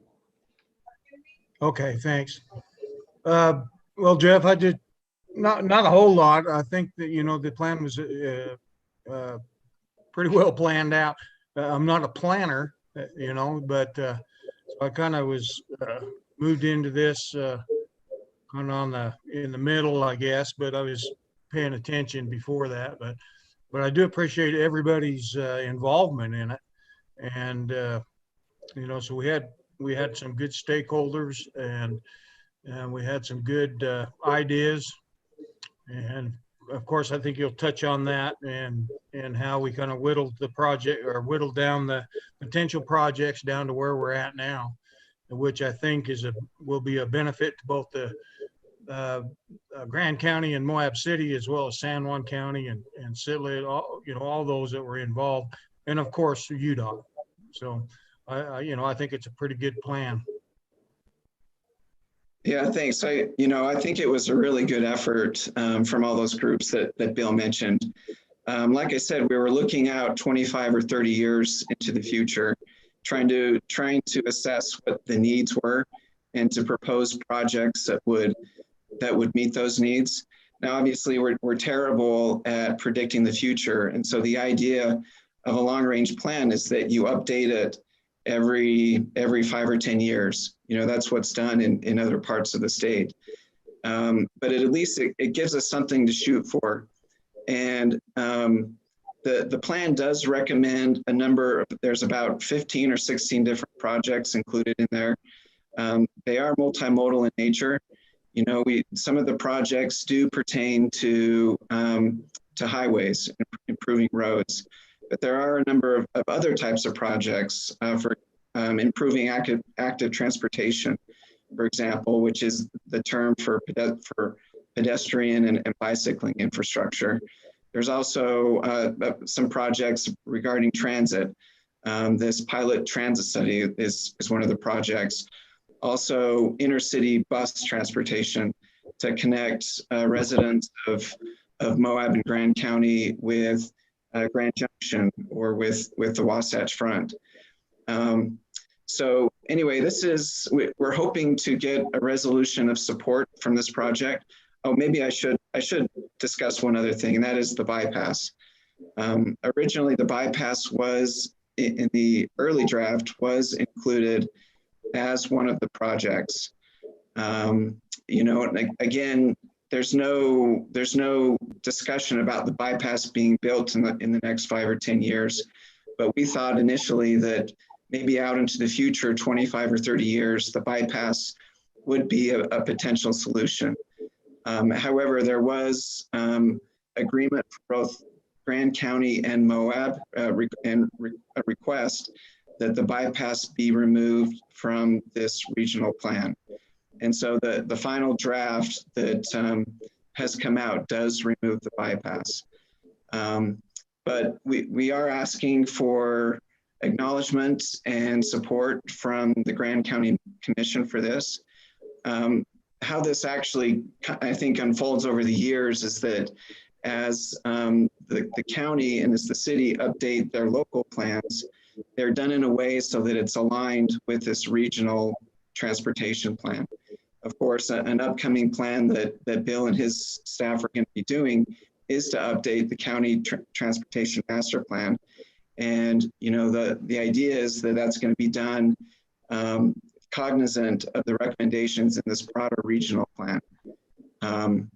So anyway, that's all I have. If you have any questions, or also if there's any other comments from Bill or from, I know Evan, you were involved as a stakeholder, not necessarily that you have to say anything, but if there's any comments that anyone who's involved in this has. I make a motion. Yes. Yes. I move to approve the proposed resolution indicating support for the Moab and Spanish Valley 2050 Regional Transportation Plan. Motion by Kevin. Do I have a second? Seconded by Gabriel. Discussion? I'm grateful for you all for listening to Moab and Grand County and removing the bypass. And thank you for that. And also all the work with all the stakeholders to come up with a plan. Yeah, I really appreciate the process. I think it went very well. I appreciate the work that the third parties put into it as well. And, you know, for those that are just kind of catching up, this really was just Moab and Spanish Valley. And so I look forward to the opportunity for a broader regional, you know, connecting north to 70, what I-70 will look like in the future, Highway 6 supporting our neighbors over there. And it was a good process, and I think we came up with a good product from it. Thank you. And thank you for your work, Evan. Any further discussion? I really like the amount of active transportation in the plan. I think that's great and forward thinking, and also appreciate everybody's work on it. Any further questions or discussion? Okay, I'll call for a vote. All in favor? Aye. Anyone opposed? Passes unanimously. Trish, I don't see you. There. Okay. Page two. Okay, thank you. Passes unanimously. We're to item D, adopting resolution of the County Commission of Grant County, Utah, authorizing the issuance and sale by the issuer not to exceed 57 million thousand. Excuse me. You want me to read it, Mary? So. Would you read that? Okay. This agenda is adopting the resolution of the Grant County Commission, and we are the issuer, authorizing the issuance and sale by the issuer not to exceed 57 million hospital revenue and refunding bonds. This is what we're referring to as the Moab Regional Hospital Project Series 2021, which will be payable solely from the revenues arising from the pledge of a loan agreement, which is the loan agreement that's in the packet, among the issuer Moab Valley Healthcare Incorporated, DBA Moab Regional Hospital as borrower, and Zions Bank Corporation as the lender. The proceeds of which will be used to refund certain outstanding obligations, which is their prior and currently existing debt, and to finance the acquisition, construction, and equipping of improvements to Moab Regional Hospital and the adjacent medical office building and related improvements. In order to promote the general welfare of the residents of the state of Utah, authorizing the execution and delivery of said loan agreement related documents, confirming the sale of the bond and related matters. And so, unfortunately, our bond counsel, Randy Larson, had to leave the meeting right when this agenda item came up. But he just sent me a quick note via email, and I concur with this. He just wanted to say the resolution and loan agreement are consistent with the past presentation and resolution authorizing the hearing. As you remember, in one of our recent prior meetings, we also approved an amendment to that loan agreement, which is still compliant with. There's no liability to the county for any payments, both by contract on the loan and by statute. We've reviewed loan agreement for appropriate indemnification from the hospital and borrower for any related expenses, costs, et cetera, incurred as issuer. And then as counsel to the county, we recommend approval. An additional note, Christina Sloan also reviewed some arbitration sections in this, and I think that she is good with that, and we've come to consensus on that part of it. In this particular case, Gilmore Bell is going to actually offer the legal opinion on behalf of Grand County. And so they're recommending approval on this as it's substantively compliant with the information provided in the hearing. Thank you, Chris. That was a mouthful. Yeah. I had questions. I'd be willing to make a motion. Thank you, Gabriel. I move to adopt the resolution authorizing the issuance and sale of the county's not to exceed $57 million hospital revenue and refunding bonds, the Moab Regional Hospital Project, Series 2021, to refund certain outstanding obligations and to finance the construction of new improvements at Moab Regional Hospital and the adjacent medical office building, and to authorize the execution of a loan agreement and related documents and matters. Thank you, Gabriel. Do I have a second? Jacques will second. Thank you, Jacques. Motion by Gabriel, seconded by Jacques. Discussion? All in favor, say aye. Raise your hand. Anyone opposed? Passes unanimously. We are to approving independent contract agreement with Taylor Fence Company for the Airport Drive through gate operator upgrade in the amount of $5,631. Andy Sobig. Good afternoon, commission members, staff, general public. Andy Solzweg, Airport Director. What you have in front of you is a approving an independent contractor agreement with Taylor Fence. We did previously approve a contract with upgrades by Arch, but after negotiation realized they just were not able to complete the work just to other obligations and other reasons. So we're going to go with the next the next bid with Taylor Fence, of which they have a lot of experience with gates and the equipment involved. So unless there are any other questions related. Any questions? I could make a motion. Thank you, Kevin. I move to approve the agreement with Taylor Fence Company of Grand Junction for the installation of a drive-through gate operator system contingent upon submission of acceptable certificate of insurance. Motion by Kevin. Do I have a second? Seconded by Evan. Discussion? I'll call for a vote. All in favor of the motion? Anyone opposed? Passes unanimously. Thank you. Thank you. Okay, approving the modification of the Planning and Zoning Administrator's Assistance position, grade 5, to Planning and Zoning Planner 1. Renee. Sure. So with some changes in the department, we were hoping to expand the administrative assistant role to more of an entry-level Planner 1 role. It would remain full-time, and with the code enforcement officer coming into this department, it would remove those code enforcement duties, so kind of opening us up to expand the administrative and technical side of the planning and kind of that current planning stage. So can answer any questions about that position. And I'll also see in the packet the market data for the position. Okay. Thank you, Renee. Are there any questions? I'll entertain a motion. I would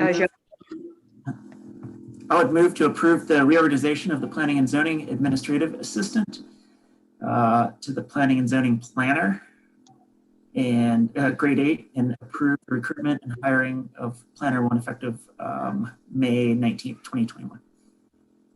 Thank you, Jacques. Do I have a second? Seconded by Kevin. Oh, wait. Are you asking a question, Kevin, or raising your hand? Okay, I thought so, but then I saw you wave. So I got a little. Okay, so motion by Jacques, seconded by Kevin. Discussion? Okay, all in favor? Anyone opposed?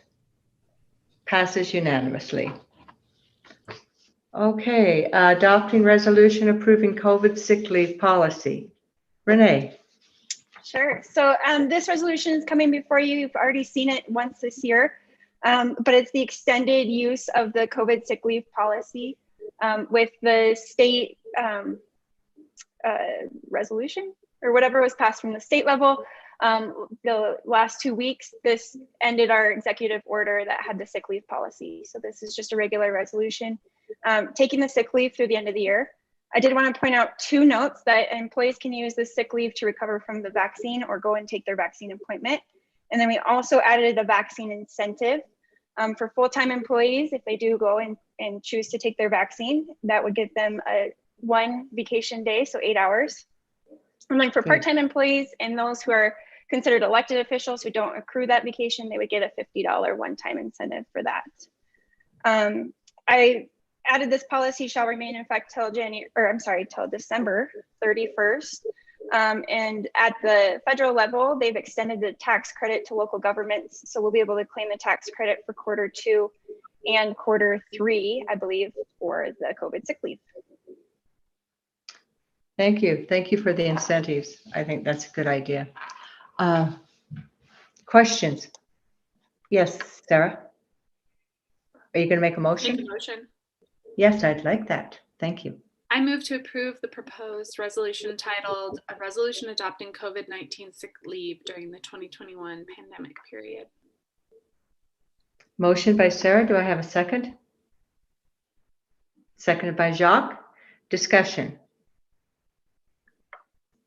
Okay, call for a motion, call for a vote. All in favor? Anyone opposed? Passes unanimously.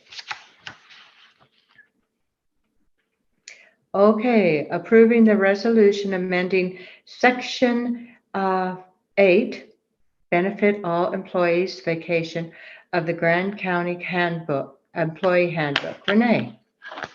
Sure, you get me for 2 more items, Mary. So this resolution would be amending the section of the employee handbook related to vacation, and specifically related to what we can offer a new hire coming in.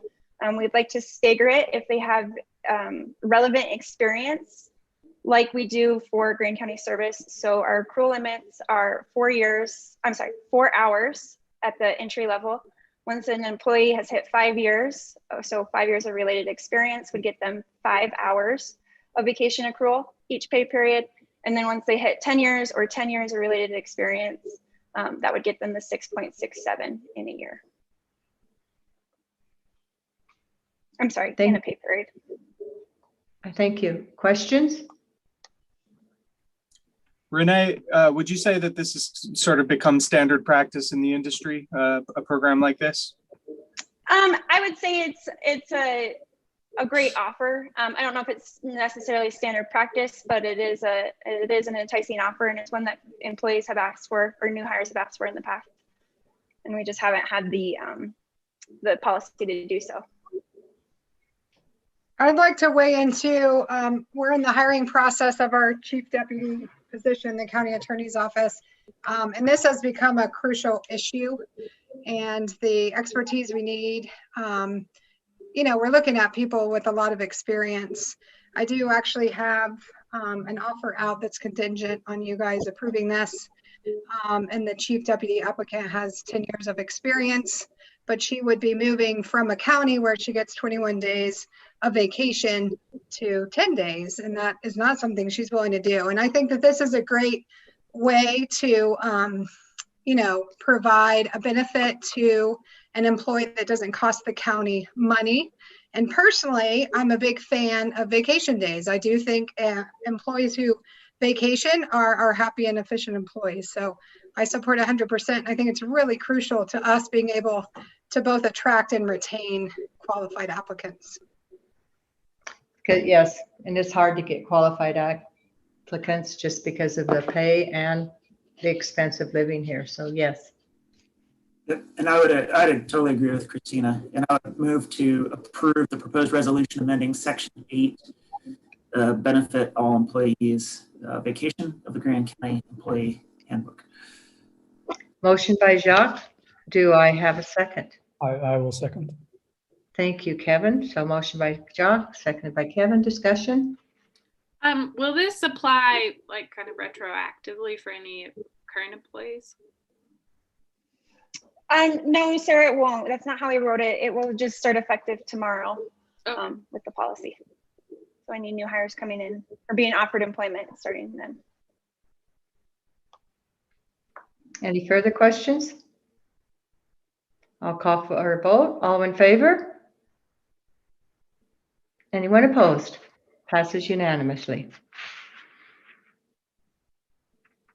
Okay, approving resolution amending resolution number 3159 in part to modify section 7, compensation all employees initial grade and step assignment to the Grand County Employees Handbook. Renee. Sure. So this one is to kind of address what Christina alluded to earlier, that it is hard to get employees, and we do generally see a lot of employees with some applicable experience. And currently the policy in resolution 3159 is allowing us to give a step for every 4 years of relevant experience, up to 6 steps, and then we have to come to commission approval for waiver of that policy. This change would let us give 1 step for every 2 years of relevant experience, and then no cap on the amount of steps that we can give. The cap would be the top of the grade there, which is a step 15.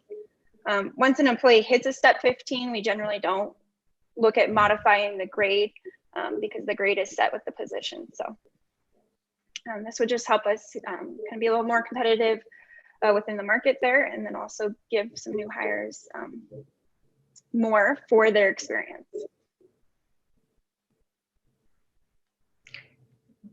Questions? Okay, do I have a motion? Sure, I'll make a motion. I move to approve the proposed resolution amending resolution number 3159 in part to modify section 7, which is the compensation for grade and step assignment section of the Grant County Employee Handbook. Thank you, Kevin. Do I have a second? Seconded by Jacques. Discussion? Seeing none, I'll call for a vote. All in favor? Anyone opposed? That was a late up there, Trish. Okay, so passes unanimously. Thank you. Okay, we are. Glenn, I hope you didn't have to sit around this long. I hope you took a break and got to do something. Approving bid award to Petroleum Equipment Services for new software and hardware for county fuel station in the amount of $11,825. Glenn. You're on mute, Glenn.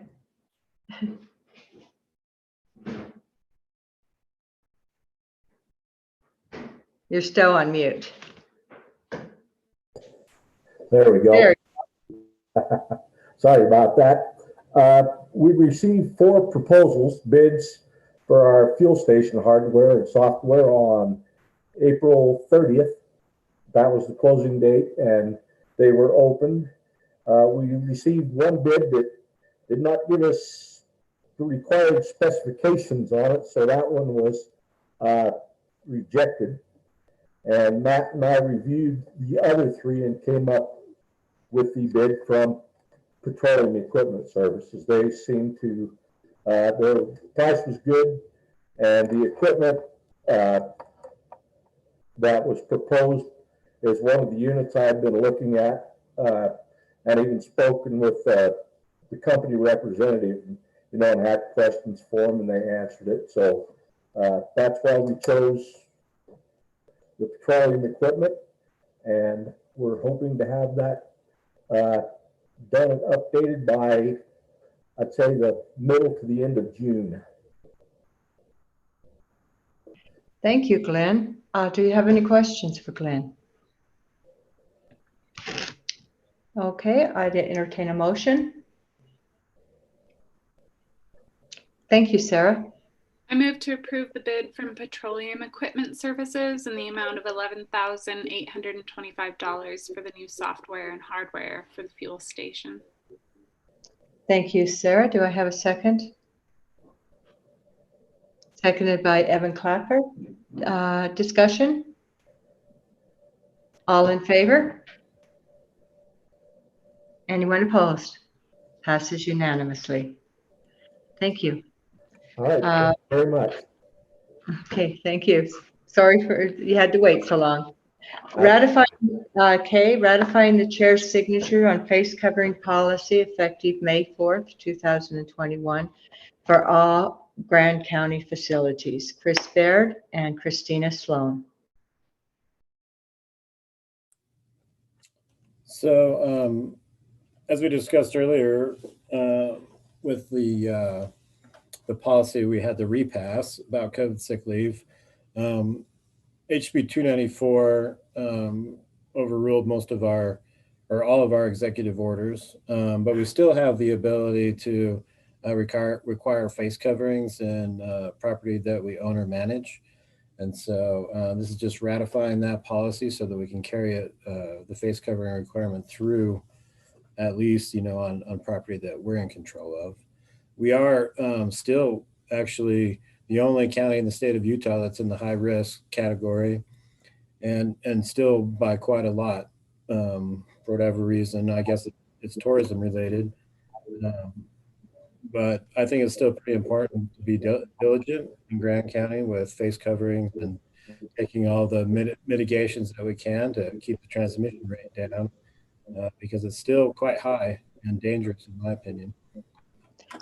There's people in the hospital that they don't show up on our situation update is because they get sick when they're in Moab, they're visiting, and so they are counted in their home health district.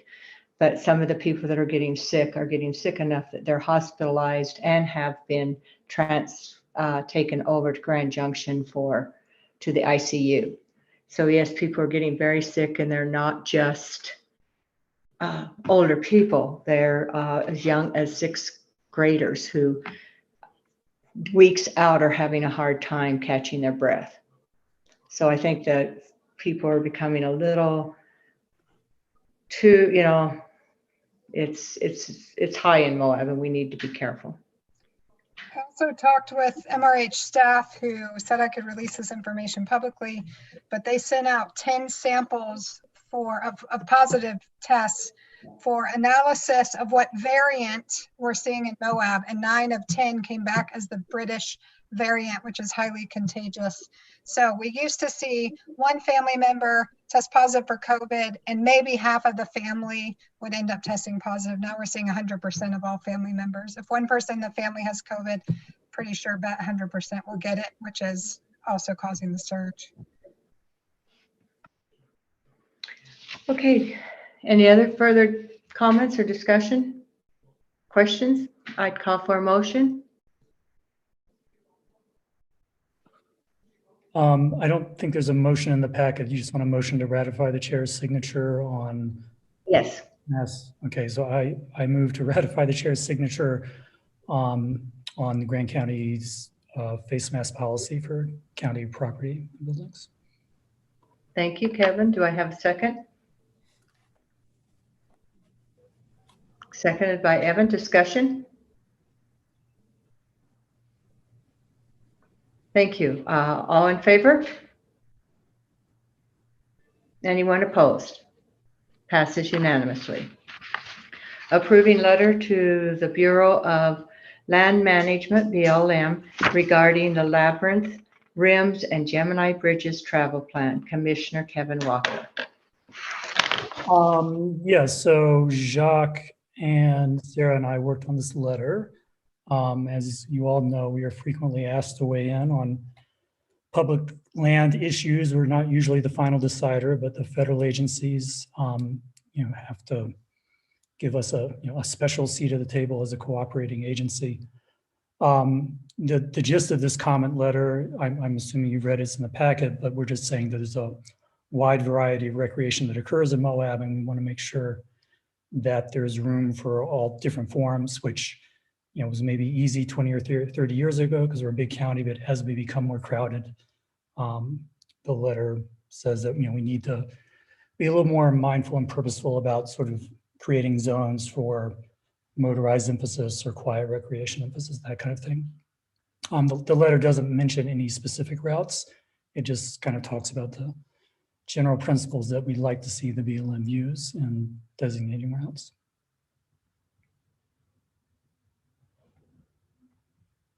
Mary, you're muted. Thank you. Any questions, discussion?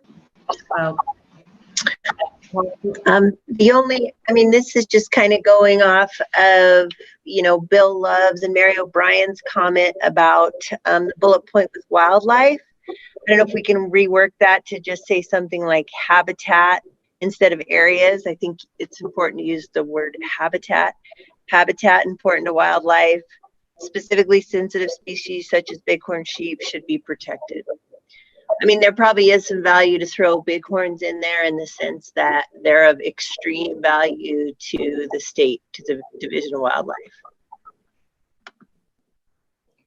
Okay, so in that case, I will move that we adopt this letter with the following amendment to the letter that's in the packet, the bullet point about wildlife, be amended to read habitat important to wildlife, including bighorn sheep, should be protected.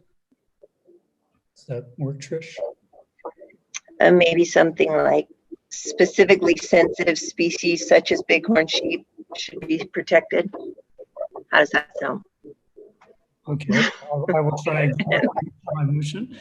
And I will send you the exact language we adopt afterwards, so you don't have to write it down. But how about then habitat important to wildlife should be protected. This includes specifically species such as bighorn sheep. Sounds great. Yeah. Thank you. Any other, yes, Sarah? Oh, you're seconding? I'll just second that. Okay, motion by Kevin, seconded by Sarah. Any further questions or discussion? All in favor of the motion? Anyone in opposition? Passes unanimously. We are to appoint, item M, appointing an elected official representative to the Community Renewable Energy Board. Commissioner Sarah Stock. Hello, we've talked a lot about the Community Renewable Energy Board or program lately, and part of it is that there's a governance board that needs to make decisions about how the program gets created. We as a county can designate one elected official and an alternate that can be an elected official or can be among other employees or staff or other, yeah. So I would move to appoint myself to the Community Renewable Energy Board as the elected official representative for Grand County. Thank you, Evan. Motion by Sarah, seconded by Evan. Any discussion? Do we have to appoint the second one now, or can that wait? I think it can wait. I wanted to reach out to the new planning and zoning department and Elaine and see if somebody from the staff preferred to take that position. Okay, good. I just didn't know if we had to mention that. Okay, motion by Sarah, seconded by Evan. Do we have any further discussion? All in favor? Anyone opposed? Passes unanimously. Thank you.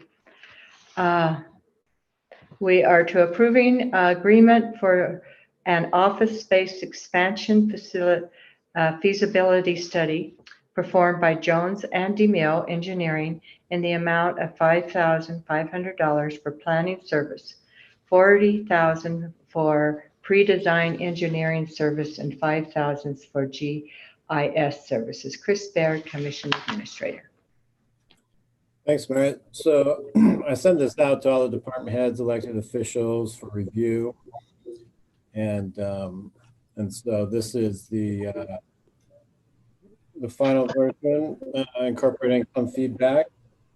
And so this is more than just, obviously a feasibility study. It's intended to first establish a recommendation for a better organizational structure, then to use that structure to design space for either the redevelopment of the courthouse and or new office space developed on the property around the courthouse. So it's all designed to kind of set us up to move fairly quickly in whatever way we choose to begin the process to develop new space. I think it's a good process and a kind of a streamlined version. Jones DeMille, we previously put out a request for qualifications for engineering services, and we did approve Jones DeMille and Horrocks Engineers, and we have a general services agreement with them. So this would be via that general services agreement, which is why this isn't going out to bid, because we already procured these services via a request for qualifications and an approval of a general services agreement. So I think if we get this rolling and then we begin to provide you with more information about the possibilities of funding the project, hopefully within the next 2 to 3 months, we'll get a fairly clear idea of how much it's going to cost and all of the options that we have for us for proceeding to fund it and get it going. Thank you, Chris. Questions? Chris, are we asking Jones and DeMille to work out the organizational chart, or do we already have in mind a change in order? I was confused by that part of it. Yeah, and so, I mean, the original concept that I had last year was just an organizational structure study. And then after that, a separate study or feasibility plan or concept plan or whatever you want to call it for designing office space. But when I just brought the issue up with Jones DeMille, they actually have both in-house. So they have one of their employees kind of specializes in organizational structure and those kinds of things, sort of the planning element of this. And then they also have engineers that specialize in space design and all those kinds of things. And so I combined both of those concepts into one with this project, or actually Jones DeMille made the proposal to me because they have staff who are qualified to do both. And so it seemed like it would be most efficient to proceed that way. But yeah, the result will be a recommendation for a new organizational structure.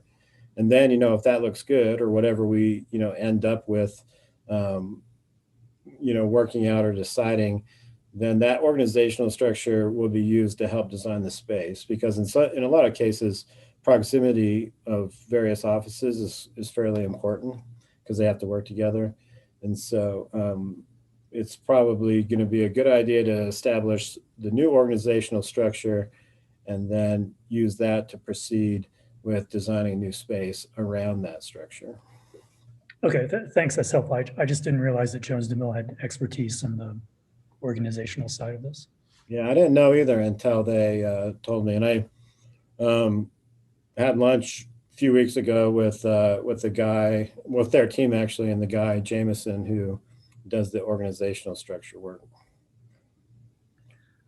Chris, so I mean, $50,000 is a lot to plan an office reorganization if we're also planning on building this county building soon. So how did these timelines align? And yeah, can you just speak to that? Well, I actually thought it was pretty cheap myself. Well, it's just the pre-design, it's not even the design. So. Oh yeah, but it's still, that's how much stuff costs. So I would say that it's. But I'm just saying, I mean, we're also planning on a new office building in a certain timeline. So can you talk about that?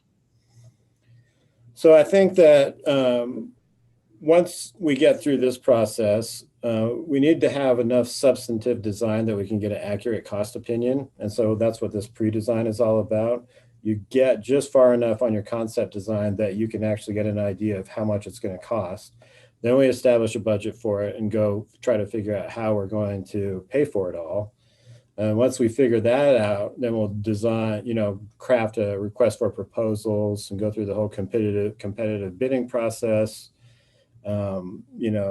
Keeping that figure in mind that we budgeted for, that's based on the cost opinion from that preliminary design.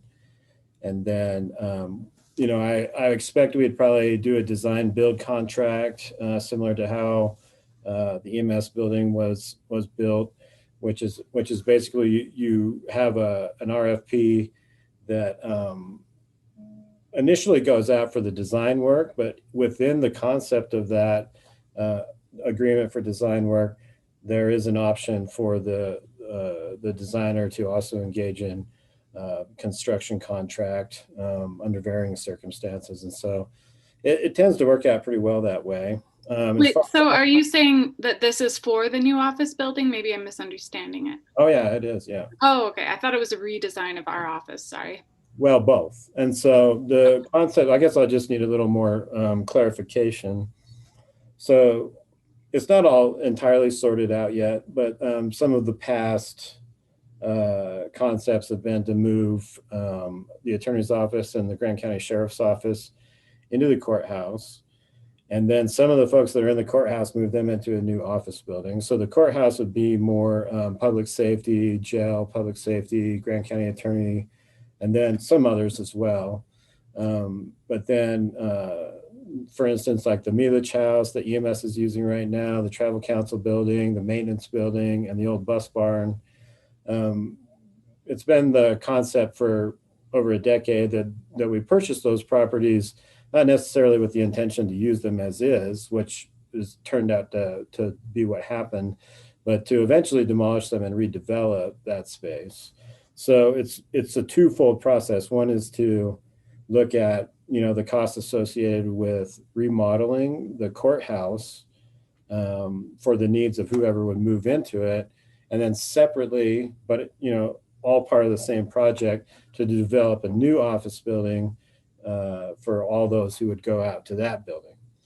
And we had considered other options in the past, like buying property off-site and developing that, but it's not ideal in my opinion. And so I think that's, you know, the concept here, and who would move into the courthouse, who would move out. That's all up in the air at this point. That's kind of what this study's about to figure out. But it is in relation to both of those concepts. Does that answer your question, Sarah?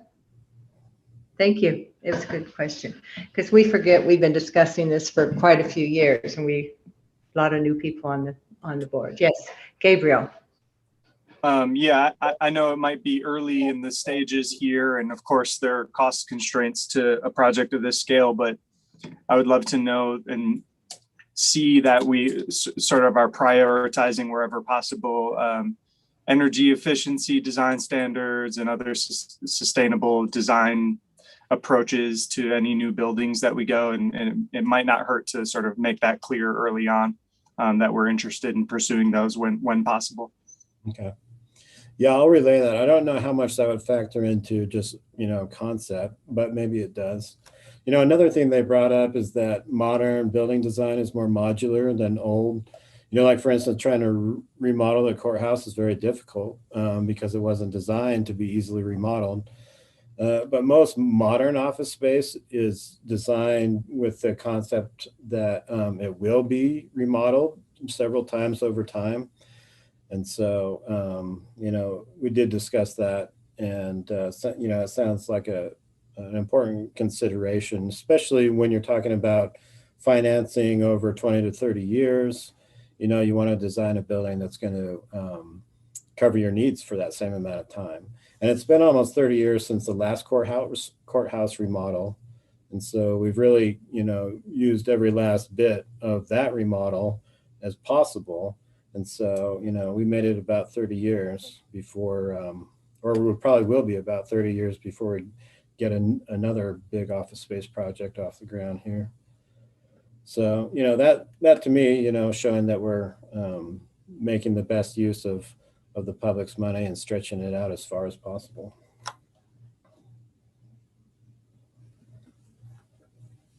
Thank you, Chris. Any further questions? I'd entertain a motion. I'll move to approve the agreement with Jones and DeMille Engineering for an office space expansion feasibility study for a total not to exceed $50,500. Thank you, Jacques. Motion. Do I have a second?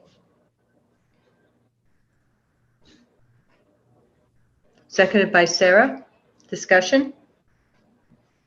All in favor? Anyone opposed? Motion passes unanimously. We are to consent agenda items. Ratifying the chair's signature on letter of engagement for bond counsel service for Moab Regional Hospital balance. Approving contract award for professional fireworks display on Independence Day. That's our consent agenda. Do I have a motion to accept the consent agenda? Moved. Okay, Evan. Evan made a motion, seconded by Kevin. Okay, discussion? All in favor? Aye. Anyone opposed? Passes unanimously. We are to discussion item, discussion on public lands bill. Chris Baird. So I was discussing with Congressman John Curtis' staff, you know, the concept of them sponsoring a public lands bill, a federal public lands bill. And they just kind of wanted I guess, at least a formal poll of the commissioners about, you know, what your inclination would be with trying to proceed on a project like that, and then maybe a timeline. You know, one thing I guess we have to keep in mind is if we did want to do a public lands bill, it's a very extensive process, and we also have to get our general plan update done, our capital facilities plan update done, our master transportation plan update, and our impact fee plan done. These are all overdue. And so I think that throwing another huge planning project into the mix at the same time would be virtually impossible. But I think, you know, in a year, maybe it might be, you know, we might be to the point where you've got most of those other big planning projects wrapping up or wrapped up. And it might be a good time to consider going through a process with our congressman to make another go at a public lands bill specific to Grand County. And so I just wanted to poll the commissioners and just get an idea. I don't necessarily want to discuss details or anything, but, you know, just the general concept of whether or not that's something you'd be interested in. And also Russ Von Koch's on. He's our DOE liaison for a little bit longer, or actually maybe not anymore at all. I think we hired somebody new, but Russ is interested, if we do proceed with the public lands bill, of helping us out part-time on that. And all those who know Russ are aware that he's been working on public lands for a long time with the BLM and maybe more. Yeah. Well, I think it's important. The timing, it's really unfortunate, but I think the timing is real important now because everything's going to be everything's going to shake up in 2 years. And so I think starting to work on it sooner than later is a good idea. And I think we could also take the commission and divide and conquer. That instead of, you know, having certain people working on the general plan, certain people working on the different types of plans, and just for the first year with the public lands bill, just start on a big, you know, on a more big scale. That's my thoughts. Anyone else? Yeah, so I mean, as some of you know, there was a discussion between Congressman Curtis and his staff, and I think me and Commissioners Clapper and Adler. And I think we indicated to them that a public lands bill was something that we were interested in pursuing. So hopefully they got that message. You know, we did emphasize that it was difficult and Grand County is not the same as Emery County and et cetera. But I do think, even though we've got lots of planning processes going on, I think one of the advantages of having 7 commissioners rather than 3 is that we are able to do some of these things in parallel. So I feel like we've been discussing this, and, you know, if Congressman Curtis is looking for some kind of indication, I think we're, you know, my opinion is that we're cautiously optimistic about the other public lands bill.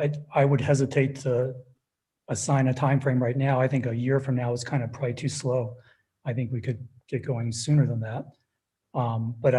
But I, you know, I think we need, you know, just to throw around some bigger concepts first before, you know, settling on a precise time frame. I also think these things can be done, you know, without a huge elaborate planning process, and can be done more quickly. So I'd second what Kevin just said. I agree with most of what he just said, and I'd be willing to put time into this. I think the timing is good. Very good. And we have Russ Von Koch and plus Walt Dabney, and who are the other people that have huge understanding about public lands, and Russ has really studied what went right and what went wrong with the Emery plan. And so with I had a long conversation with Russ yesterday, and he was, you know, kind enough to share some of his thoughts. I think there is a lot of other expertise in the community, and I think part of our initial process should be getting input from people like Russ, and I can probably think of a dozen other people as well. And we should definitely hear what they have to say, and if they can put it in written form, that's even better. And then that can inform, I think, the initial ideas that the county commission comes up with. I think after that, we might want to consider putting together some draft ideas and getting public comment on our more ideas. So I certainly agree that we should tap into people like Russ to put this together, and I think there are quite a few people like that in our community. So it sounds like we know this is going to be a long process and we want to start at least on the beginning part of it now. Is that what I'm understanding from the commission? Should we do a straw poll? Okay, I want to move forward. Sarah? Yeah, I'm really interested in moving forward in the next 2 years and would be a part of that process. Yeah, I think there's a lot of issues in our county that need to be addressed, and I'd be interested to come up with a strong proposal from Grand County's perspective and then give it to Curtis. And I'm not sure the time frame for that. I don't know. It'll take us a while, but Jacques, I think you said yes. Gabriel? Yep. Evan? I really do like the idea of this being driven by Grand County, so I appreciate that rather than just calling into Washington and saying, well, you tell us what we want. And I'm also very sensitive to the administrator's points of that there's a lot of other planning coming down the pipe, and I don't want to muddy the waters with that. So I think as long as we're sensitive to that, I'm totally okay with moving forward, but I don't want to necessarily skip the line on some of these other planning projects that are coming down the pipe. Trish? I'm good with it. I agree with Evan. I mean, I think I think we need to put some energy into it, but I think we need to worry about, our just prioritize, I guess I should state. And maybe like, I know I'd think my knowledge would be better for the general plan to work on something like that. So if we had a team that's working on, we could perhaps, have a workshop or something and put out, maybe we can have it, we've talked about having a retreat, but it might be really good to do something where we start to prioritize and say, we need to get the, so we can get a roadmap going of where we're going, because now we have all this stuff floating around, but not any real path forward. So look on your calendars, and think when would be good. I think we haven't had a retreat this year because of COVID and everything, but especially with so many new commissioners, I think we should start looking at having a retreat. And retreats are always easier in person, and I think most of us will be vaccinated and we'll feel comfortable doing that in a month. So that being said, do you have your answer? Do you feel like this discussion is complete? Yeah. So I'll touch base and see what kind of process and timeline they're thinking about. I'll send you. I'll have to poll, like staff resources, because we're going to get stretched really thin if we try to launch all this at the same time. I mean, I have been through both the general plan update and the Bishop Public Lands Initiative process, and so we're doing something very different from the Bishop process. Yeah, I don't think this is. No, I'm just saying that unless somebody else is going to be doing all the GIS work and the technical work, I have to coordinate with staff, and it's a big process. I did all the GIS work last time. I'm just talking about the technicalities of moving through each section of the county, discussing all the different wilderness areas, all the boundaries, all the roads, all the different, I'm just saying it's very intensive for staff. And so the general plan will be also.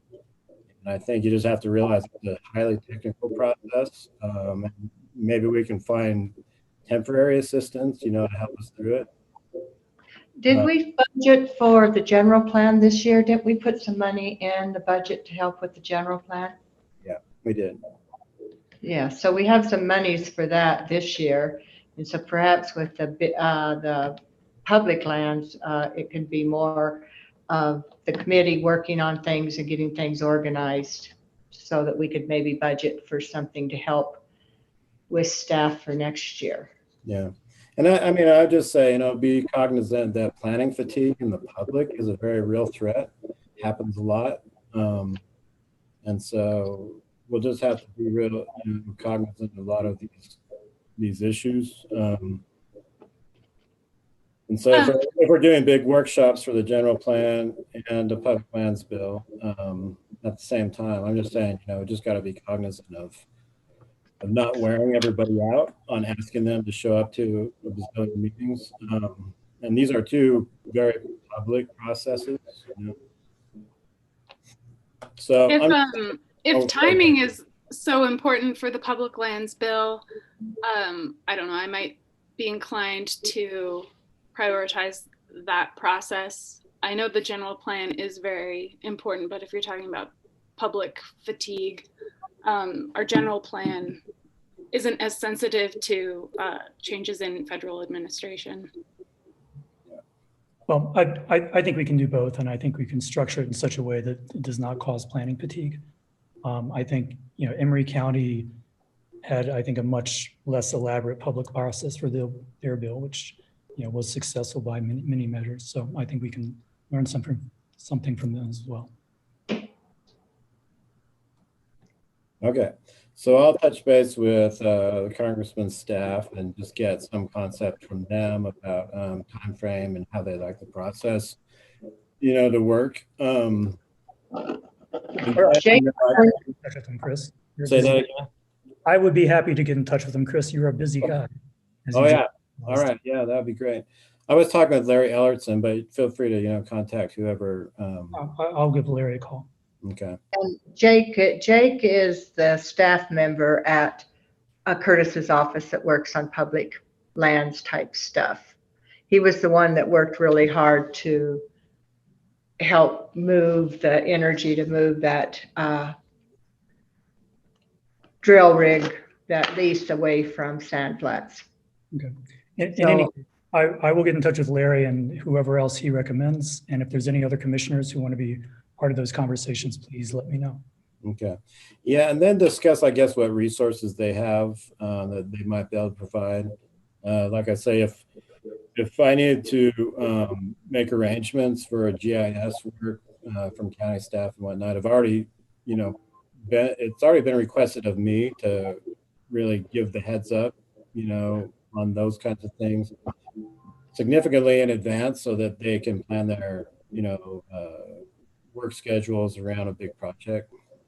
And so if we are going to use county GIS resources, we kind of need to know how that's going to unfold. But it might be that the congressman can provide some resources as well.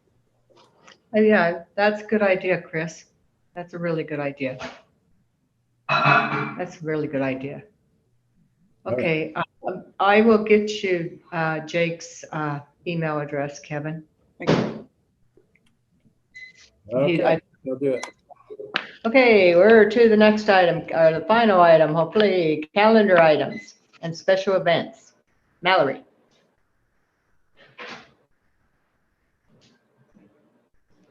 Okay, this should be a quick one.